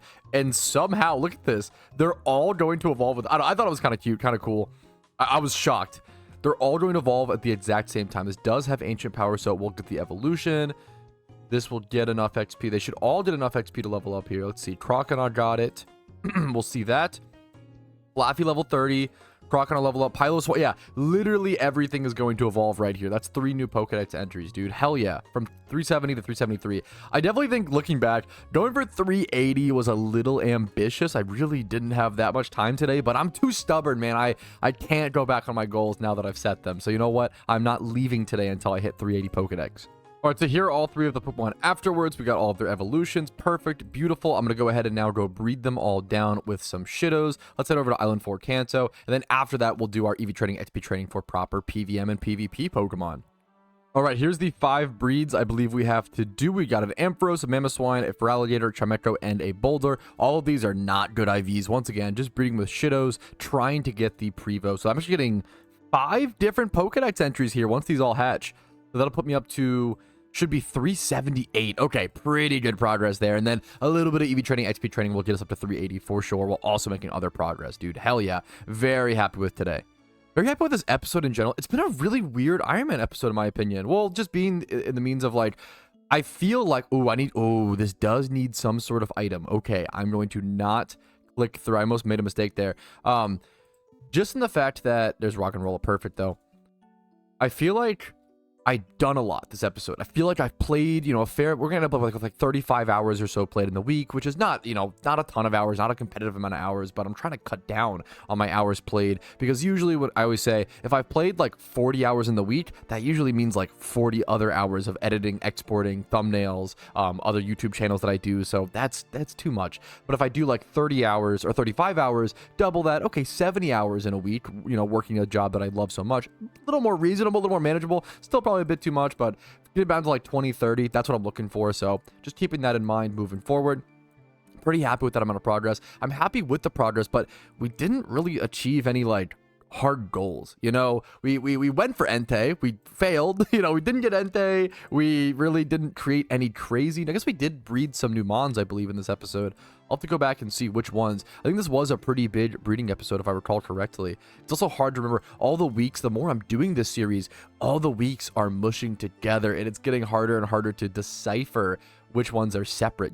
We did do our Ho-Oh refight again, but not for the first time, this episode. But it's been a lot of good progress this episode, but nothing crazy, outstandingly notable. The Blazikens are nice. The upcoming Blaziken raiders that I'll eventually do here. Speaking of Mons 2 EV Train and XP Train, I think it's going to be attack and speed. That'll be the best way to go about this for sure. Might even just, we're hatching the eggs. Yeah, the eggs will hatch passively. I forgot that I'm not really used to that yet. Let's just go EV Train now. That works out perfectly. Let's put that away. We only need our Pikachu for this to EV Train as efficiently as possible. We can grab 5 Pokemon. I'm going to grab the Zubat, I think, over the Pinsir, because there's actually a weirdly higher chance that that's needed, as well as it'll just be like a niche thing. It'll be a nice way to get some Pokedex entries as well. So let's go rock with this. I'm going to start off by attack EV training over in Kanto, right to the east of Fuchsia over at Nidorinos. All right, but just because it's been a second since you've seen these Pokemon, let's go ahead and go over the Mons we are EV training. So, and I almost made a big mistake. This Torchic is actually going to need to be EV trained in a very specific way. This is not going, one of them isn't going to want, I believe it's the naive one. This one's a mixed attacker. This one's not going to want to be 2v2 attack, 2v2 speed. So you know what? Okay, I'm gonna rewind. I'm gonna go grab the Pinsir instead, just for now, and we'll EV train that one in the future, since it's a bit more specific. We'll save that one as a more complicated Pokemon in the future. Let's grab that. Sometimes I'm known to wait too long, kind of let complicated breeds sit there forever and never EV train them, but hopefully we'll remember. But let's run over the Pokemon we are training today. All right, we are training a Pinsir that is naive nature. 3 times 31 HP, attack, defense, almost 20 plus BDF, and then 21 speed. Kind of a weird Pinsir, but excited to do some work with him. A really fun, I just love Moxie Pinsir. A really fun PvP Pokemon, worst case scenario. This is going to be a beautiful raid Blaziken and possibly PvP Blaziken in the future. Adamant, Torchic, 25 plus attack, 31 speed. That's it when it comes to the stats. This is mostly a PVM Pokemon. Also, mostly a PVM Pokemon that is good enough to bleed over into PVM. And Gallade is so good. Like, Sharpness Gallade is so freaking powerful. And I bred an egg move onto it with Shadow Sneak. I really went all out for this Pokemon, and I wanted it to be perfect. 31 HP, 31 attack, 25 plus in the defenses, and then 31 speed. Adamant nature. This is going to be an absolute bomb Gallade. Then we have our Honchkrow, or our Murkrow, which will evolve into a Honchkrow. Adamant nature, 31 attack, 31 speed. Even the bulk is irrelevant. It's just a sucker punch spamming PVM Pokemon used for the red refight as well as certain other raids. And then we have this weird little Zubat I made. I just wanted an offensive Crobat. You can sometimes set up Tailwind with him against certain raids or do certain things with them. Pretty weird Pokemon to have as a full-on physical attacker, but I think we'll find good PVM usage out of him personally. So let's go ahead and start attack EV training. All right, in all 4 of our eggs hatched, I want to go see actually over on our Pokedex. Did it yeah, I think it did. I was going to say, I wonder if it tracks the like caught OT of the Mons in the incubators, or if you have to send them to your PC for it to track. But yeah, I think it already tracked the OTs while in there. Let's go remove all and like refresh the Pokedex and see. I believe it tracked them. Yeah, it tracked. That's really cool. It tracked them prior to them even being sent to the PC. So those are all back in the PC. I will probably go release those at some point, but we're still just attack EV training. It's pretty slow at the beginning. Yeah, wow, I've been here for like 10 minutes and it's so slow still, but it's because all of the Mons are trying to learn a bunch of moves. During these early levels, level 13, every Mon's getting a million different level up messages, and they're trying to learn all these different moves, so it definitely slows down the early parts of EV training. We should speed up here in a bit. Here's a big evolution. It's our Ralt into a Curlia. This doesn't give us a new Pokedex entry, but I think this is actually exactly what we needed to go ahead and get our next 2 Pokedex entries. So we're at, I believe, we're at 240 attack EVs. We're at 378 Caught OT. What I can go ahead and do now is just immediately use the 1 Dawn Stone that I have on my Curlia. Male Curlia. Want to double check everything. Yep. I can go ahead and use this now, evolve this into Gallade, and that will get Gallade in my Pokedex and also just give me a banger Pokemon. I'm so excited for this Gallade to be usable and be so powerful. It's going to be so good. There it is. There is the Gallade. Once again, that is a new Pokedex entry. That is 379. And then if I use a Dusk Stone, which I believe I should have, I'm really hoping that I at least have one. We're going to learn Slash. Any slicing move, very powerful on Gallade. Its big benefit is it's a newish ability over the past year or two. Sharpness boosts all slicing moves power by a lot. It is a massive increase. Dusk Stone as well. I'm gonna have to work on getting more of these evolution stones in the future, but there's Dusk Stone onto Murkrow, into Honchkrow, and that will be Pokedex entry 380. So we did achieve our goal today, which feels really good. I'm gonna go ahead and finish attack EV training these. I don't know if I'll do the speed EV training today, but that is 380 Caught OT. Beautiful. Finish attack EV training. We're almost there. It's going to require like 2 more hordes. So we'll go ahead and do that, and then we'll take a nice little break. Alrighty, this should be the final horde. This should give me 252 attack EVs if they would. Okay, every single one decided to use Helping Hand. Oh, wait, literally? Wait, I don't know if I've seen that. I think that was all 5. Wow, the odds of that. 1, 2, 3, 4. It was 4. It wasn't all 5. Okay. That's really funny. Wait, was last turn? Wait, 1, 2, 3, 4, 5. Are you kidding me? We just saw them all use. That's so funny. That's hitting a 25% chance 5 times in a row. That's so weird. I want to say like normally only like 2 use Helping Hand. That's really funny. Anyways, I'm getting distracted. That is 252 attack EVs. Beautiful. I'm going to take a quick break there. I'm going to be so honest with you guys. I'm going to be going to take a quick a Friday Minecraft break. So you want to come join? Want to hop on the server? So I'm going to go have some fun with that. Make sure to take good breaks. I love this game. I love PokeMMO so much, dude. But you got to mix it up sometimes. And I'm going to go dig a bunch of sand and smelt some glass. I'll see you guys later. All right, fine. I'll do some speed EV training. Quit begging. All right, we did go ahead and finish the speed EV training, 2v2 speed EVs on everything. I'm not going to be XP training them yet, though. I'm going to go throw them back over in my comms box. And we'll have to come back to these for a different day to finish them up. And I think that's what I'm going to go ahead and call it. This was an interesting episode. I feel like we didn't really achieve any giant goal, but it makes sense. Last episode was Ho-Oh, and that took a lot of mental energy and efforts, so it makes sense. This was a lot more of a maintenance episode, just kind of doing a lot of grinds, doing our daily catch events. When you calculate the hours just to like do your gym rerun every single day, and then also do a bunch of catch events and maybe some XP training here and there, just the daily maintenance takes a lot of time. We ended up putting about 36 hours, I think, into this week, which isn't a crazy amount, but it's a healthy amount that I'm happy with. And more importantly, we did get up to 380 Pokedex entries, so I feel like we did make some really solid progress on that this week. That might have been our main focus, and I might need to restructure my goals to being more, I guess, encouraging towards the Pokedex versus, only a goal at 400 and 500 and maybe 600. Getting like 100 Pokedex entries, just the Pokedex in general, is taking way longer than I anticipated. And that's the beauty of the Ironman, because when I eventually complete it, it's going to feel so amazing. But let's go ahead and go into our actual goals list and start going through every progress. So first things first, once again, just so we have it written down, Pokedex 380, Pokeyen 1.1 million Pokeyen, and then time played 586 hours. I was looking at my egg encounters over on my official encounter counter, which is really cool that it tracks it separately. I have 216 egg encounters, but despite last shiny, 11,471 encounters, plus the 9,500-ish that were on the Gillen's encounter counter. So I'm about, what is that, 21,000-ish encounters since my last shiny. And we did 3,000 encounters for Entei this episode and did not get it. No Articuno, no Raichu, no Entei caught. But the good news is this next episode, I'm not going to be worrying about the legendary hunt at all. I think this next episode is actually the first episode in a very long time where I will be doing 0, that is right, 0 legendary hunting. It will pretty much all be farming, gym runs, maintenance stuff, but then also, more importantly, breeding up raid Pokemon. Next episode is really the raid Pokemon episode. Halloween is coming up closer and closer and closer. We've got to start hard prepping, even though I've been passively prepping up until this point. All right, but none of these goals have been achieved except for Raid Blaziken, and even that's a little loose. I have 2 different Torchics. Keep in mind, I'm counting this complete, even though this Combuskin is not XP trained, because I made 2 different Torchics, and I think that should factor into that percentage. So you know what? We're giving a little bit of leeway. I'm gonna count that as Raid Blaziken complete. Other than that singular goal, I don't really know if we achieved any hardline goals. We're just making progress towards things. I am going to go ahead and just short-term add this goal. XP train for 5 hours. I feel like that should be an achievable goal. Even actually, you know what? I might even put repeatable after this and then have this be a recurring thing each episode, because I don't want to be shooting myself in the foot or be demotivated to actually XP train when it's not working towards any of the hardline goals in my little notepad document, even though it's really good for the account.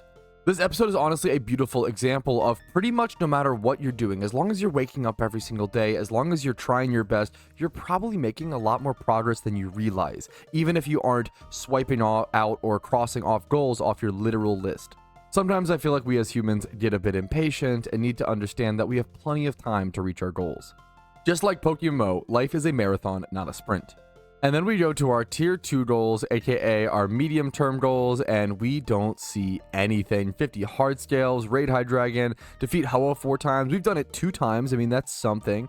New good IV Pokemon. I honestly don't even think, I'm sure I've caught some good Mons, but I don't think I've bred good Mons. And I feel like that is what this is supposed to mean. I mean, I bred 2 let's go check. I bred 2 Torchics. Did I breed anything else that was worthwhile this episode? You know what? There is one more Pokemon that I'm forgetting about that I am really, really proud of. This Weezing dude, coughing, that will eventually become a Weezing. Amazing stats, perfect nature. I'm really proud about that. So you know what? That is 3 good IV Pokemon done for this episode. I was looking back at the footage and thinking, surely I consumed 60 Pokemon via breeds. I don't think I did. I think I consumed 30. I did 1 Iron Man batch and then a few others. I don't think I quite met this metric. And I EV trained my Synchronize Pokemon. I actually went ahead and added this goal later on. I did EV train my Kadabras and stuff like that, and I'm pretty proud of that. Not all of them are EV trained, almost all of them. I think there's like two of them or so that are missing speed EVs. Yeah, this one, the timid one, and then these 2 are missing speed EVs. But other than that, I also need to make sure I actually like XP train them all up to level 50, and that will actually make them like viable to use. So can't count that either.